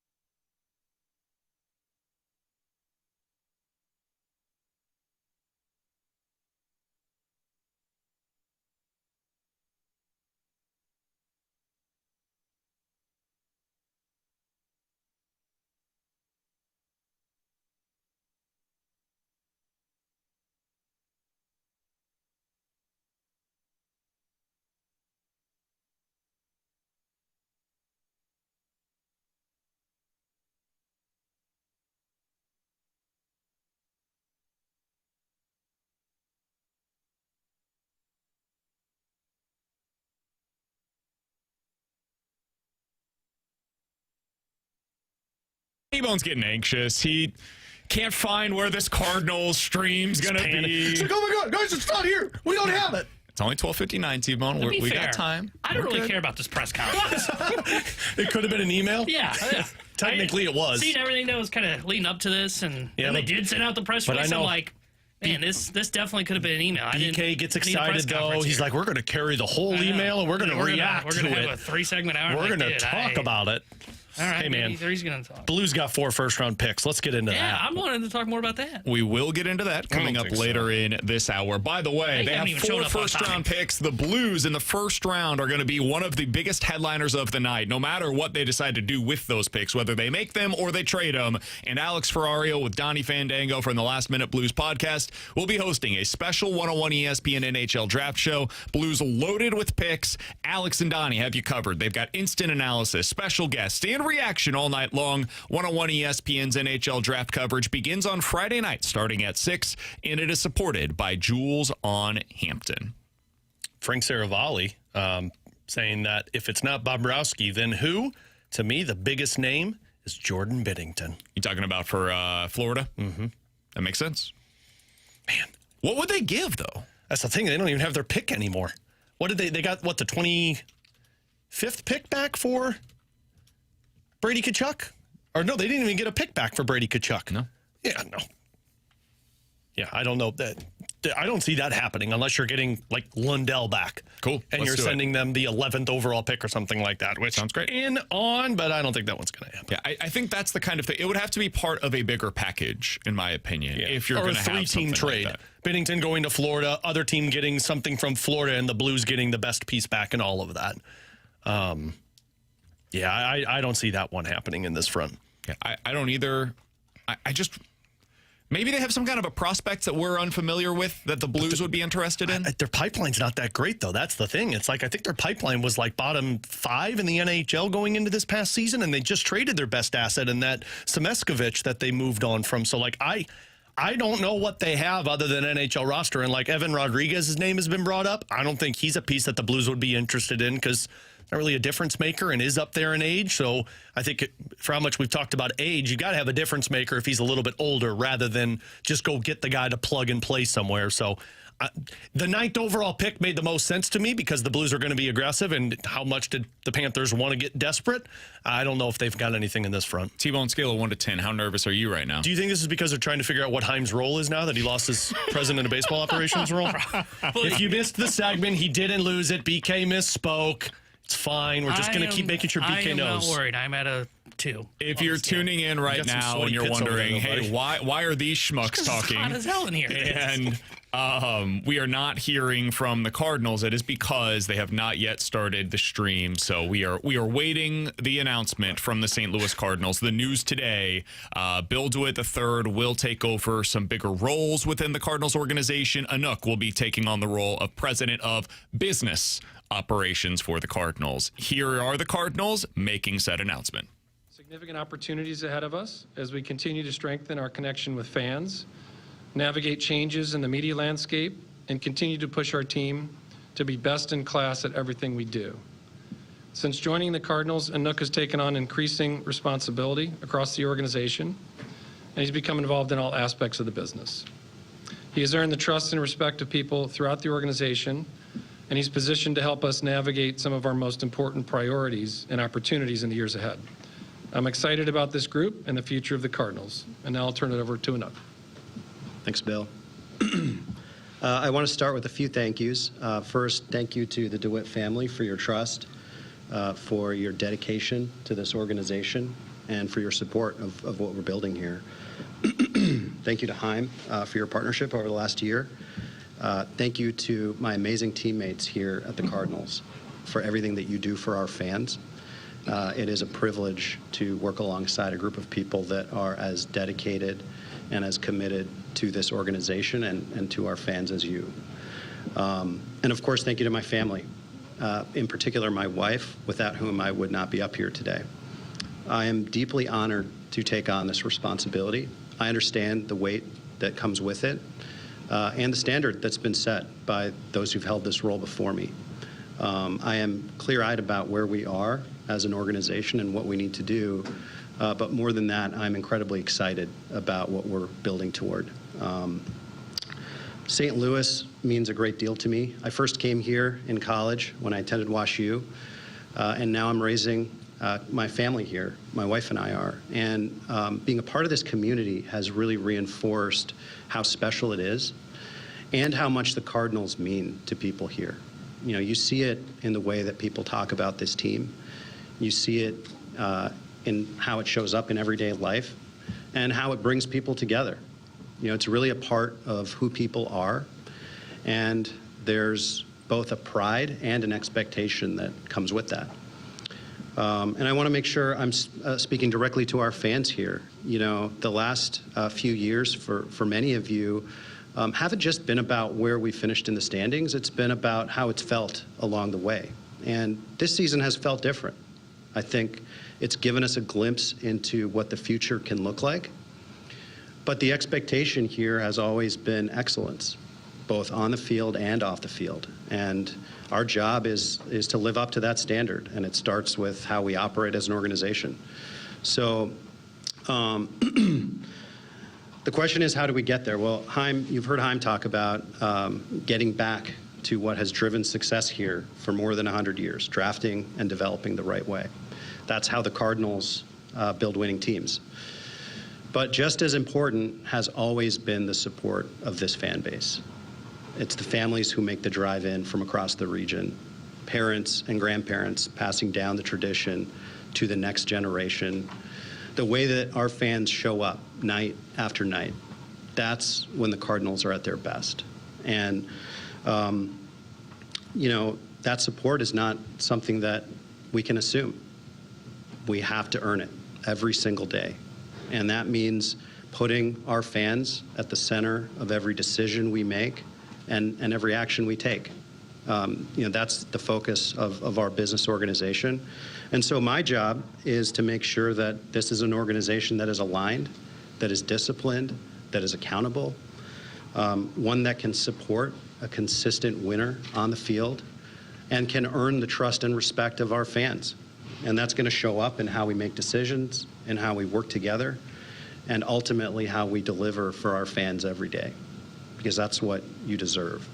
So it's our job to give you a reason to show up, to make coming to the ballpark an experience that's worth your time and your money, to make it easy to stay connected to this team, and to make sure that Cardinals baseball matters to the next generation of fans. We're going to approach this with urgency. We are going to be clear and consistent in how we move forward. And just as importantly, we're going to listen, because putting our fans at the center means acting on what we hear. So over the last 2 years, we've already begun this work. We're going to keep building on it. There's work ahead of us. We understand that. But there's also a real opportunity ahead of us. We all know what the Cardinals can be at their best. That's what we're building towards. And ultimately, that matters. It matters to this organization. It matters to this city. And it matters to every one of our fans. And we're ready, and we're going to get after it. So I'm excited. Thank you for your time. And I think with that, we'll open it up for questions. Bill III, thank you for your remarks. Congratulations, Bill III, and an update on your new titles, and wish you much success, certainly in your positions and obviously for the entire organization here in St. Louis. So with that, we will open for questions. If you raise your hand again, I will call on you, and just let us know who you're directing your question to. Jeff Jones? Bill, when you talk about the significant decisions that you will still be involved in on a day-to-day basis, what changes for you with today's announcement? What makes things different for you from a day-to-day perspective? What changes? For your day-to-day operations in terms of your relationship with the team and you being the chairman of the team, does anything change, I suppose, with the announcements today? Well, nothing's really changed. I stay in touch with, obviously, Bill III. Baseball stays in touch with me. And I talk all the time. So, you know, I may or may not be here, but I'm here in spirit and available 24/7. So, you know, I'm in touch with all the things we're looking to do, and it's working out pretty well. Right? Bill, what is the single most important thing you've gotten out of watching your father run this franchise? What's your biggest takeaway from his career that you'll try to implement? We were meeting with employees before this, and I got that question, and I touched on the fact that his passion for the game was just literally part of his DNA. When we got involved 30 years ago, I would watch games with him, and he would have insights into what was going on in the game that I was like, how did you know that? Or that's not what I was thinking, but and so I think just that passion for it and the passion for the day-to-day interest in how the organization is evolving, especially young players, being just excited about, when a player hits 3 home runs or 4 home runs down in the AAA is maybe somebody hitting one up here. So I would say that's the big one. Derek?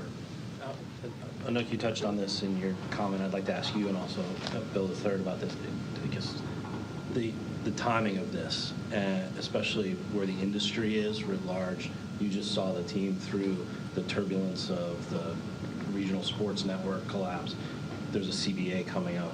I wonder how you guys see this as an entry point for you at these positions, and what the next 12 to 24 months could look like in the industry, and how that could impact the Cardinals. I'll start. Yeah, I think we really liked the model that we sort of stumbled on with Heim, where he came in, he was sort of a free agent, and we snapped him up, and he consulted for a year, and then obviously last year made a number of changes in the organizational structure during Mo's last year, and that seemed to work well, and Nook kind of similarly had a good runway here. And so it made sense, given that he had, shown that leadership capabilities during his previous, 2 years plus. So that kind of drove it from my point of view.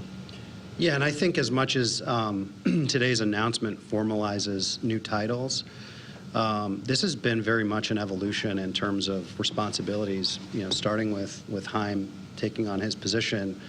And all 4 of us have, kind of been working in a model in terms of how we're collaborating on decisions, that it's not going to be the case that tomorrow is just a brand new operating model. This has very much been an evolution. So I think that answers your first question. And then, yeah, I think on the second point, there's always challenges you're dealing with. And that's just kind of part of it feels like operating in the modern world. The media landscape is changing. How fans and consumer behavior is evolving is changing. And part of the role is to stay on top of that and to evolve with the fans. And that's very much what we're focused on. And I think there's a lot of cool opportunities that we've talked about, some of which we've implemented.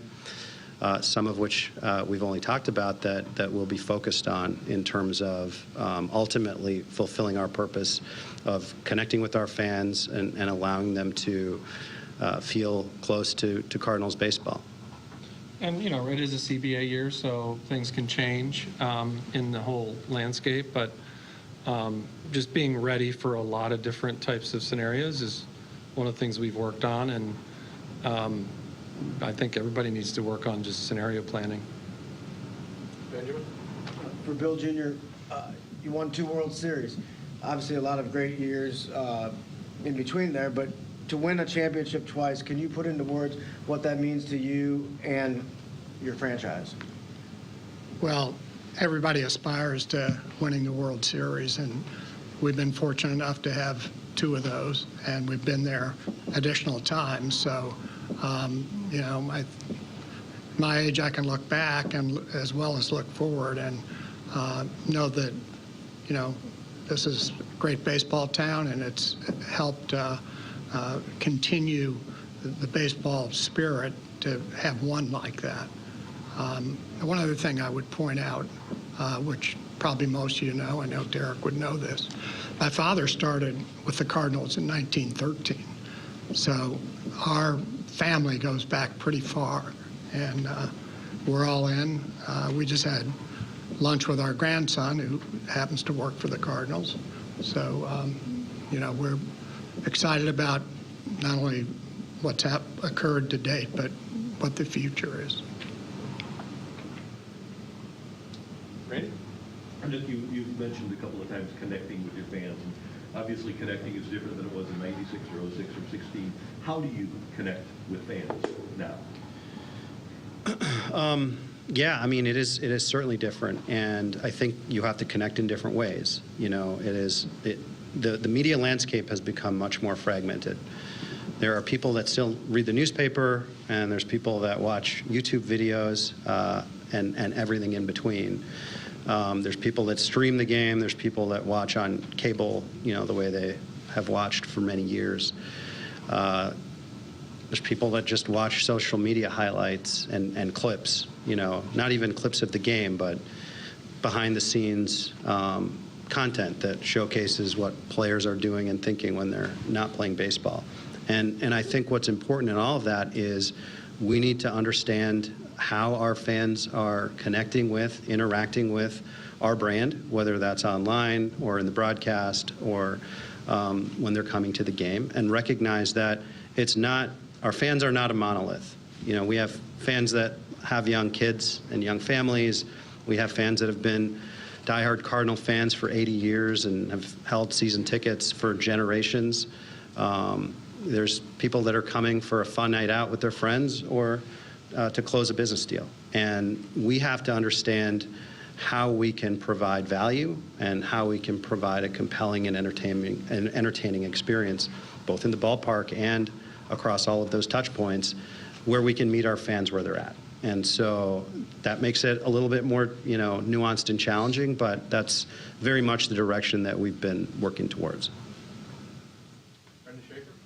I know, kind of along those lines, can you speak to some of those initiatives, obviously the family section and the right field section, kind of catering to those different groups, I suppose, of what Cardinals fans look like, and maybe where you look to go from here with regard to some of those game day initiatives? Yeah, we have tried out a few different things over the couple of years that I've been here. Fundamentally, I think the groups that we focused on, last year we introduced Friday Night Live, which is, an attempt to create a more lively and dynamic atmosphere on Friday nights at the ballpark. And that's primarily, like when we conceptualized it, it was primarily how do we get younger fans here on a Friday night. It's turned into, it's not just young fans that want to have fun on a Friday night, and that's great. That's another way to engage with people. And we have fans that just come for the social experience of being in Budweiser Terrace on a Friday night. So that's one example. This year we launched an initiative on Sundays called Kids Sundays, where we are trying to create an experience for kids, families with young kids, that is beyond the baseball game, both pre-game and into the game. There's activities from ice cream Sundays, which we've done for a long time, our hot dog and soda program, which we've done for a long time. But we've enhanced that with other activities and things that kids would find interesting. And really the recognition, I can speak to this having young kids who have much shorter attention span than I do, of it's hard to go to anything for 3 hours with a 4-year-old, or in my case, 4 and 9-year-old. And there's got to be something that breaks it up. And so that's another example of what we're doing. We've been really focused on fan value. We know that we need to deliver value. And I think that's different than, talking about ticket prices. It's for the price you pay, you need to feel like you got your money's worth or more than that. And that could mean you paid $500 or $5 for your ticket. The statement still needs to hold true. Or going to the Coke section and paying $30 and trying to beat the house with 15 others. Yeah, there's been some amazing records set in the Coke all-you-can-eat section. But it's finding ways to deliver value to our fans, and that comes in many forms. Derek, did you go? I did, yeah. Derek and then Randy. So Derek, go ahead. For Bill III, you touched on the team's success this summer. I wonder how that might inform decisions here on the near term and also short term, because the team has outperformed expectations and there has been some buzz and response from the fans, both with ticket sales but also with taking their shirts off. I'm wondering how that might inform or even make you think about what's possible with this team. If that accelerates the timeline for contention, how you look at that. You know, Haim's at the table here too, you know, and has a microphone.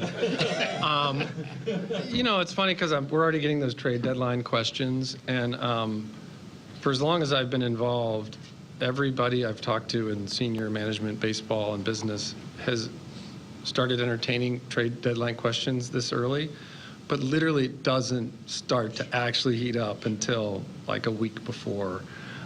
When you kind of are where you are at that decision point time. But for sure, I mean, look, I mean, this team has been really fun to watch. We've got a lot of young players who are sort of coming into their own. And I don't know, you know, maybe we're a little ahead, certainly a little ahead of where we thought we were. Still a long way to go this year, right? But if they can keep this up, it could change a little bit how we think about things, but you know, always hedging on stuff like that is until you get to that actual decision point. You want to add to that? Yeah, I think, you know, from my perspective, obviously, you know, I sat here in the fall, and I've said it a number of times since that, you know, we have, you know, pretty ambitious goals, and we want to make sure that we have a good plan to get there and that we don't get distracted from the things that need to happen in order for us to reach those goals. I still feel that way, and still feel as I felt then, you know, shortcuts aren't going to get you where you want to go. But even though I did say that, obviously, when we were willing to make those hard decisions to focus us towards our long-term goals, nothing's changed with that. But at no point are we not going to walk in this building looking to win. I think the cool thing about what's happened to this point, in part because of what we did in the offseason, I think there might be a lesson in this. We did it with a focus on a certain ambition and a certain goal, and that the success that we've come by, I like to think we've come by it honestly. We've come by it, you know, not through taking those shortcuts, not through, you know, trying to find cheap thrills, but really to try to build something. And we've experienced a lot of success so far along the way. So I do think we have to keep that in mind. Obviously, you know, like Bill said, we've got a lot of time between now and when the deadline action really heats up. Anytime you have a deadline, most of the action is going to happen pretty darn close to that deadline. And, you know, so that may inform some of the opportunities that are available then, and where we stand might inform some of the specific decisions. But I think we want to keep in mind, you know, we want to have this success through building towards something. I think that really, more than characterizing us any one specific way, just keeping in mind what we're building and doing justice to that and trying to win through doing that is really needs to continue to be front and center for us. Okay, Randy. Bill the third, CEO Bill. You've obviously overseen business operations for a long time. Now it's business and baseball. I would assume you have the business operations pretty close, but how close is the baseball model to what your philosophy is right now? Well, like the business, there's been a lot of change, and that change has been accelerating probably over the last 5 years. And I think right now the baseball organization is in good shape with Haim and some of the changes he's made. But I don't come into this saying we have to change the following things on the baseball side. I come at it more as somebody that is ready and sort of willing to go a little deeper into the organization on the baseball side than perhaps I have in the past, and just really learn. Because I think when you're, I was in this role for 18 years, and sort of everybody in the business side, and so when issues come up, what people's opinions are, you're collecting them, where people are coming from. I want to get to that point on the baseball side, which shouldn't take long because I pretty much know most of the people, but I haven't collaborated in this significant way down through that organization as I have on the business side. So it's just kind of going a little deeper in that regard and just being very much a patient listener for the time being until I get a little more confident And then one more, just in terms of, okay, it's 5 o'clock, and Heim says an agent needs an answer by 6. Where does the buck stop?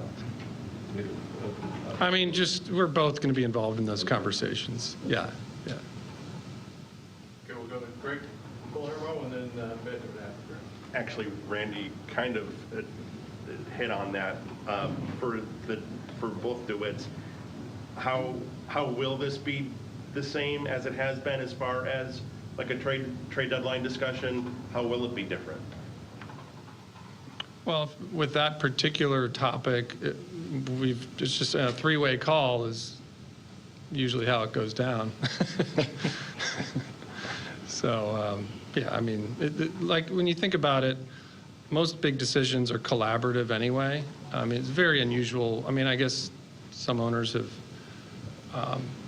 overruled their general managers all the time. I've been seeing that a lot in your case. You have at times done that, but I think, you look at the draft room, and there's many people in the draft room as in this room, it's a collaborative process for all that stuff, particularly the big decisions, to be honest. You want to get everybody's opinion. And usually the opinion has consolidated to the point where Heim, or before him, Mo, has a recommendation based on all those opinions. And at that point, you're just kind of double checking and triple checking how that collaborative process has led to that opinion. I'll make a comment on that. I would say we're a draft and build organization, and when the trading deadline comes up, teams have a tendency to, if I get one more guy, I'll give him 2 of my draft choices. Then I can make the playoffs. That's kind of not our model. And we'll obviously engage at the deadline, but it'll not be for a 2-month, hopeful. It'll be, a good reason to make the deal regardless of where we happen to be. For Bill the Third, we've chatted about this before, but the idea that Cardinals fans pass down the team to their kids almost like an heirloom, so to speak, the franchise is literally your family's heirloom. Can you describe the, pride in your promotion and what it means to this city for the next, if you will, 50 years or whatever the length of time you want to talk about? Yeah, I mean, I think there are a lot of businesses in St. Louis that are sort of generational. We're sort of a medium-sized town. It feels small sometimes, but we've got great cultural institution. It's big in some respects as well. So I think people in this market are familiar with that pattern. I'm certainly proud of it. I mean, I love pointing out my grandfather's role here, which was here about 20 years as treasurer, worked with Branch Rickey, and that's a point of pride for me. And we have partners. I think it's important to acknowledge and get their contributions as well, and they've been a key part of our this collaborative approach that we've had on the ownership level too. So that'll continue, and but it is, it's pretty cool. I mean, it isn't too often that you see, particularly an organization like this, have that much heritage in one family, and I think it's pretty cool. We were just talking to Chip. Chip helped us with the employee event, Chip Carey, and I mean, he was talking about his grandfather, and now his kids are involved, and so you have that in baseball. I think even in other big sports, but the ones in baseball tend to go way back. Chip's family is like that. It's fun to have that aspect in the announcer ranks too, and so yeah, it's a point of pride. To that point, I'd also like to introduce Kathy DeWitt, Bill's wife, and Bill the Third's mom. A big part of this, certainly the DeWitt family and this Cardinal family, over the many, many years that the DeWitts have led our ball club. So, Kathy, thank you too.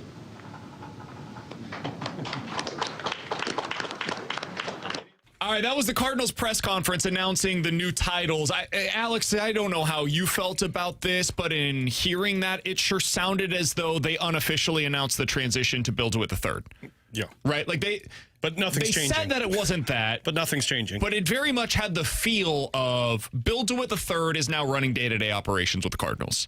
And Bill DeWitt Jr. used to do that, and now he's going to take more of a, overview look. If there's big decisions that have to be made, he's going to be obviously somebody that they talk to before any of those decisions are made. But that's my interpretation of the words that were just stated. Do you agree with that? Yeah, that was mine as well. I think he made the comment of I'm only a phone call away.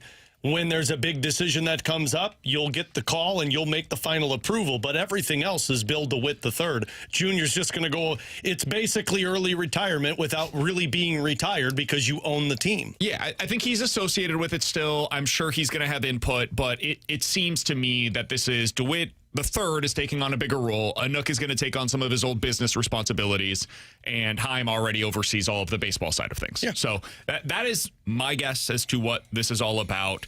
I thought the biggest headline from that was Bill DeWitt Jr. there at the very end saying, I would like to make a comment about that.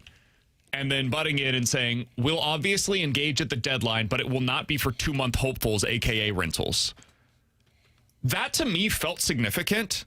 Because he does have, as you heard from Bill DeWitt III, veto power. Boy, what a comment. Apparently doesn't happen a lot, but has happened before. And there was an eye roll that went with it, too. Because somebody's still sour. I found that to be interesting because I think there are some really compelling rentals that could be available for a, relatively speaking, low price at the deadline. And if that's not something that the Cardinals are going to be interested in, I don't know what they're going to do at the trade deadline, man. That really changes the outlook on who they could acquire. Because who are going to, if you're going to get somebody that's here for the longer term, well, you're going to have to give up more significant capital to get that player. Well, wasn't that Jordan Montgomery? And that would go against their future. But wasn't Jordan Montgomery a guy that was here for an extra year? Yeah, but I don't know how often that kind of a trade will actually show itself. Which is, to me, that's possible. It was you guys reacted to it different. I heard that and I was like, yeah, that kind of is what I felt like all along. Like Chaim seemed like I'm not going to be going out there and spending assets in my minor league system for a guy that's going to be here for a couple of months. If I'm making a move, that he's going to be here beyond next season. And that's just kind of my personal belief. That's where they were going all along with this. I never thought they were going to be shopping for guys that had control because they are so expensive. I don't know if they're shopping. See, I think shopping's the term that I wouldn't use. I think they're just going to be like, hey, if somebody's willing to offer that, we'll listen. And I also don't know, if that comment is also referring to, hey, if we're not, a lock to be a playoff team, then we're definitely not out there going and looking for rentals. Because I think if they are, then I think it makes more sense. But I don't know what to make of that comment because I always felt that if they were going to buy, it wasn't going to be for control because it's what BK said. That's when you start to give up significant assets. And that's when you're going into the part of the farm system that I wouldn't think that they would want to be pulling from. It's why I always kept saying Freddie Peralta makes sense or Robbie Ray would make sense if the Giants sell because then you're talking about prospects that if you get rid of them, they're almost like lottery tickets, right? And you don't care if you move on from those. And you're hoping that your farm system will then backfill that spot going into next season when that guy walks in free agency. Especially for those bigger market teams because they don't have the qualifying offer that can get them the second-round pick like the Cardinals. Theirs is, I think, after the 4th round. Yeah. So it's a lower bar that you have to clear in order to make it worth their while for a player like a Freddie Peralta. Whereas with the Cardinals, if they are to trade Dustin May, and it's why I don't think he's going to get dealt, they would have to exceed the second-round draft pick capital that they would get if he were to decline the qualifying offer in the offseason. So I found that to be maybe the biggest headline because the rest of it was just this is the way that the operations are going to work, which is mostly kind of similar to what it's already been. And it seemed as though they wanted to tamp down what is actually happening here and try to prop up some of the other stuff. All right, so that is the news from the St. Louis Cardinals. There is also some news taking place in the NHL right now. We'll get to that on the other side. Alex, we've got a report coming out about a goalie in the NHL and some potential movement for him. We'll talk about that next here on BK and Ferrario.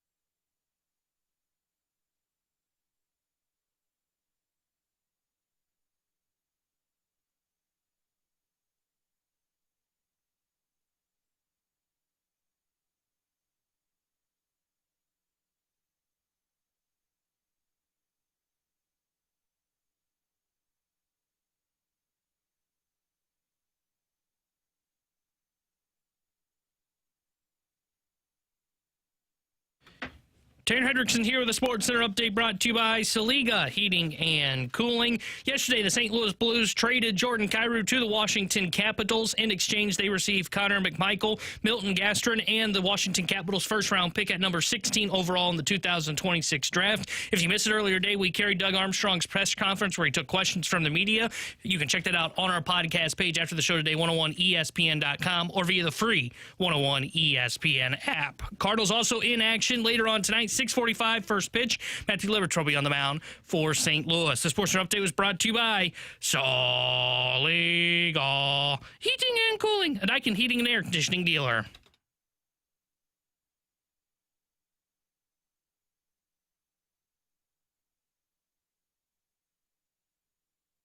Some news in the NHL. It sure sounds as though Alex Tuch is very likely to end up in Washington. It also sounds like it's going to be a little less than what we were anticipating. Adrian Kempe, that deal is apparently the framework for this, so about 10.5. Wow. That tells me he didn't want to stay in Buffalo, which is weird to say, but I mean, Buffalo reportedly was willing to go close to 10. They didn't want to go to 12, which is what I think he was asking for. So if he's going to sign for 10.5, Washington, that's where they're saying it. But, man, doesn't that make you wonder if it's like a tax-free state that he'd be going to? Because kind of leaving money on the table, it sounds like. Maybe he just really wants to play for Washington, you know? Makes sense. I mean, if Tuch's coming back, that all but seals you're going to get one more year of Alex Ovechkin, which would be a cool thing to say that you get to play with. And, I mean, that's a hell of a team that you're going to, so... Also from Pierre LeBrun on the Jason Robertson front, it's parallel tracks for Dallas. The Stars are trying to make it work and trying to find common ground on an extension, but at the same time, they must continue to do their due diligence on the trade market to cover themselves. Still could go either way. I think they move him. I do too. I just don't think they want to. To me, you have to move out multiple pieces to keep Jason Robertson, and I think you move out multiple pieces, your team takes a step back to where I'm not saying you can replace Jason Robertson. I mean, that's 40-plus goals. You have Mikko Rantanen, so you have your top-line forward. Wyatt Johnston's an incredible player. I think if I'm them, I try and replace some of that goal production and have a stronger identity that can win hockey games rather than sell off multiple pieces. Is that something, like, we've talked about Jason Robertson a lot, but to give our firm take on this, because something could happen tonight, you know, like by the time we do this show tomorrow, he could be either a Blue or probably more likely somewhere else. Is he somebody you want the Blues to acquire? No, I'm not as interested in this. I'm not going to be upset if they trade for him because you're getting a guy who can score 40 goals. Man, this worries the hell out of me because if Jason Robertson's not signing in Dallas, he's going to get every penny that he feels he's deserved, which might be closer to $14 million. And Dallas is a no state income tax, so he could be able to sign for like 12 there and get the equivalent of 14 elsewhere. Correct. And you think people were upset with Jordan Kyrou for not putting up 35 goals, making $8 million. How are people going to feel when this guy doesn't score 40 goals? It worries me tremendously when you move a goal scorer from one team to the other and expect him to be the same player. I mean, he's got a hell of a shot, but yeah, he's a sniper. Is he playing with Robert Thomas? Probably. Yeah, I would assume if you're paying him $14 million, he's on your top line. What if that chemistry doesn't work? Then who's he playing with? Then I'm going to blame Thomas. And then now he's not a 40-goal scorer, in my opinion. So the trade doesn't worry me as much as paying him $14+ million worries me. The expectations would concern me. Yeah, you never know how a player will respond to that because right now he is not considered to be the top guy for the Dallas Stars. He's not the go-to guy. When you get that $14 million, especially, we know how this market works, man. You get paid like that here, you are going to have the spotlight. There's no way around it. Yeah. So that would concern me a bit. Would I do it? If that's the best thing that's out there, I would consider it. Because, again, I don't know how many alternatives the Blues have to get a blue chip level talent, and he has shown the ability to score 40-plus goals. So that's where I'm at on it. This is going to be wild to say, but we spent a lot of time talking about him. I would much rather have Elias Pettersson at $8.5 million than Jason Robertson at $14 million. I agree. I think it makes your team better, and I don't think the cost is going to be as much. They're both risky, I think, for different reasons, but the money is a real factor here. The assets that you're giving up is a factor here, and the upside is there with Elias Pettersson. I don't know if he can still get back to that, but he's had the same kind of results And when Robertson's playing with not a as great good team. defensively. Yeah. I mean, and plays the wing instead of a center. Yeah. I mean, you are banking on him being a 40-goal scorer. And if you're paying him $14 million, you better be a 40-goal scorer every single season. Last NHL news to get pass along here. Marco Diamarco, who, by the way, has been plugged in on everything. Yeah. He was the one that basically said chaos is what Doug Armstrong's planning with these picks. He said some traction on Connor Hellebuck. Florida still looking into this. Of course. Other teams involved, but that does include the Toronto Maple Leafs as well as the Buffalo Sabres. So Connor Hellebuck, trade talks apparently heating up a bit. Florida, Toronto, Buffalo, 3 teams directly mentioned. I find that to be important locally because whoever of those 3 misses out on Hellebuck, my guess is, would turn their attention to Jordan Binnington because he's probably the second best goalie out there on the market. Yeah, if he's available. Yeah, he and Jacob Markstrom, I think, would be the 2 guys next up that the teams would start to target. And it's not going to cost as much. So, like, you're going to see what Hellebuck goes for, and then you take the step down, which is going to be good for, the St. Louis Blues because you're still going to get a really decent return on Binnington, and then you just talk about replacing him in some area. But the Hellebuck one is fascinating to me because Toronto doesn't make a whole lot of sense. If you're Hellebuck, you want to get out of Canada. And I don't think... Unless he just thinks it's a better team, and he's going to play with Austin Matthews. I don't think that's a better team than Winnipeg. Oh, I do. I don't think they have one line With Connor and no Hellebuck, defense. I think they're better. They got worse defense, and if you're a goaltender, you want to go where you're I think got a defense. most importantly, I don't even know if it's the team. It's who's the guy I want to go play with on Team USA. Yeah. And that answer might just be Austin Matthews. Buffalo, to me, makes a lot more sense because I think Tage Thompson and he are tight, but also that team's ready to win. And they've got goaltending depth to where, for Hellebuck, I don't have to be used 70 games in a season to where Toronto. I don't think Florida's going to happen. As much as they keep talking about it, Florida, unless you're putting in Anton Lundell, which it sounds like they do not want to do, they don't have assets to trade for him. Yeah, that's the problem. That's my concern. That's the problem. I do wonder what they're giving up. If they're going to make a move like this, they're clearly giving up an asset of significance. I don't know what that would be. But for the league's sake, I hope he doesn't end up in Florida, frankly. Yeah, I do too. I think it's better for the league if he ends up elsewhere. All right, you can join me tomorrow night with Michelob Ultra at Cybergs on Dorset for the United States versus Turkey.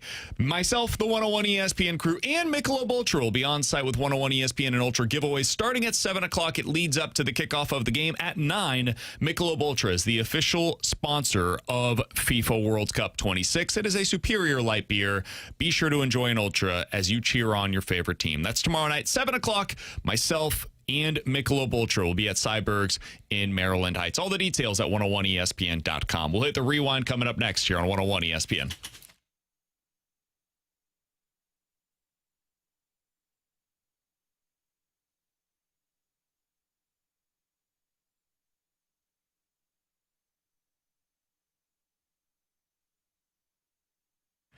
Hey, it's BK for my friends at Victory Men's Health. It is time for you to unlock your inner champion. The one place to do so is with Victory Men's Health. They have made this process so easy for me, they'll do the same thing for you. I went in, had that first appointment, got my consultation. They did some blood work for me, found out where all my levels were at. And then I had a meeting with a licensed medical provider. And she was able to go through, all right, so here are your different options. Here are the things that are a little bit low for your levels. And here's what we can do for you. They put together a personalized plan for me. For me, that meant getting supplements sent to my house each and every month. They are put together in a package. It's super easy. Like if you go on vacation or something, you just put those things ready to go. You don't have to have a bunch of different pills everywhere in your luggage. So it's super easy. It's convenient. It's a great way for me to be able to unlock my inner champion. They can do the same thing for you. Maybe that's low testosterone. Maybe that is some of your supplements, weight loss goals, sexual health, red light therapy programs, IV drip. There's all different things that they can do for you. Unlock your inner champion at Victory Men's Health and online at victorymenshealth.com.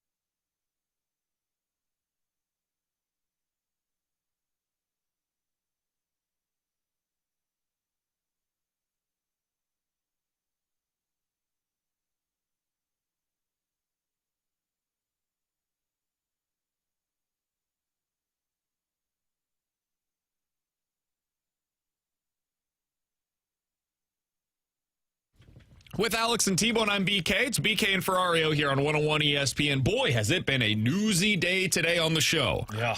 If you missed any of it, check it out on the podcast page. 101ESPN.com and the free 101 ESPN app is where you go to find it. It's all sponsored by Shea Fedora Company. It is 1:53. Your time check brought to you by Clarkson Jewelers, an officially licensed Rolex jeweler.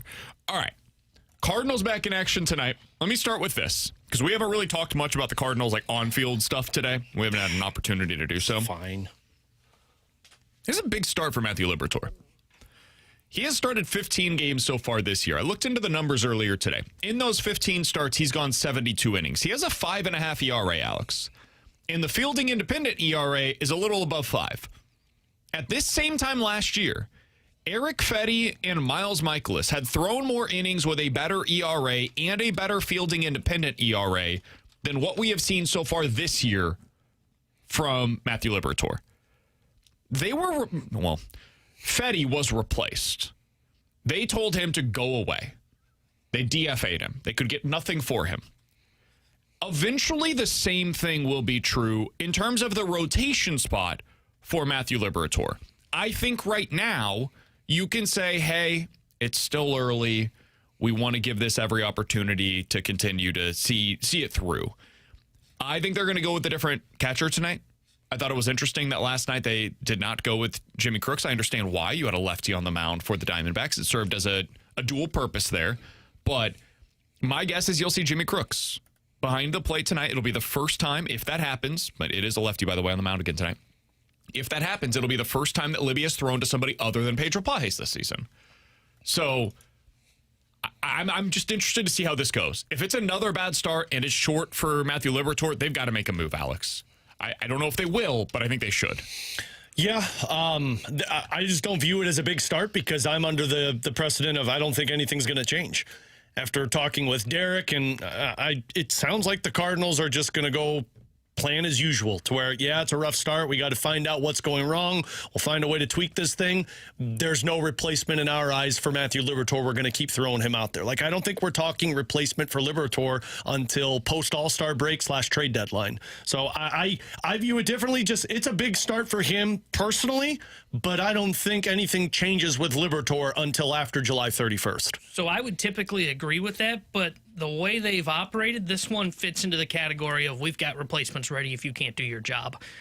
Because, I mean, Dobbins is on turn with him. He pitches tonight in Memphis. You've got Bryson Motts, who could end up being a guy that could replace him. And if they believe in what Quinn Matthews is doing, that's a third name to throw into the hat of, hey, if Libby can't get this righted and he struggles again mightily tonight against the Diamondbacks, I don't know if it'll be after this start, but, man, I do think his leash will get short, and at some point they would consider a move and put him in the bullpen. Yeah, I just think it's a really big one for him. By the way, Connor McMichael will join the Fast Lane coming up at 3:30 today. BT joins them coming up at 5:15, so be sure to stay tuned. Newest Blue, Connor McMichael, joins them at 3:30 today, and that's where I wanted to finish for today, Alex.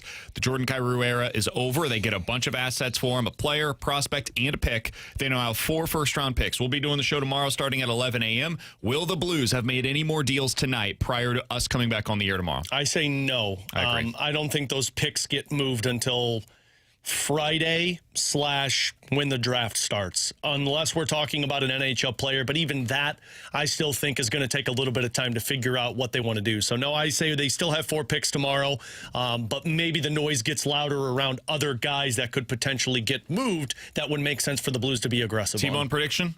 I think they make a move sometime tomorrow. I don't think it'll be tonight. I think it's late tomorrow, early on Friday. I think that's, if they're going to make another move, I think it's happening at some point 24 hours or beyond from now. Yeah. Alongside Alex and T-Bone, I'm BK. Appreciate you guys tuning in. We had a ton today. Check it out on the podcast page after the show. If you missed any of it, you can also see it on YouTube at youtube.com/101ESPN STL. We will talk to you guys tomorrow for more of a normal show here on BK and Ferrario starting at 11 a.m. The Fast Lane is next here on 101 ESPN.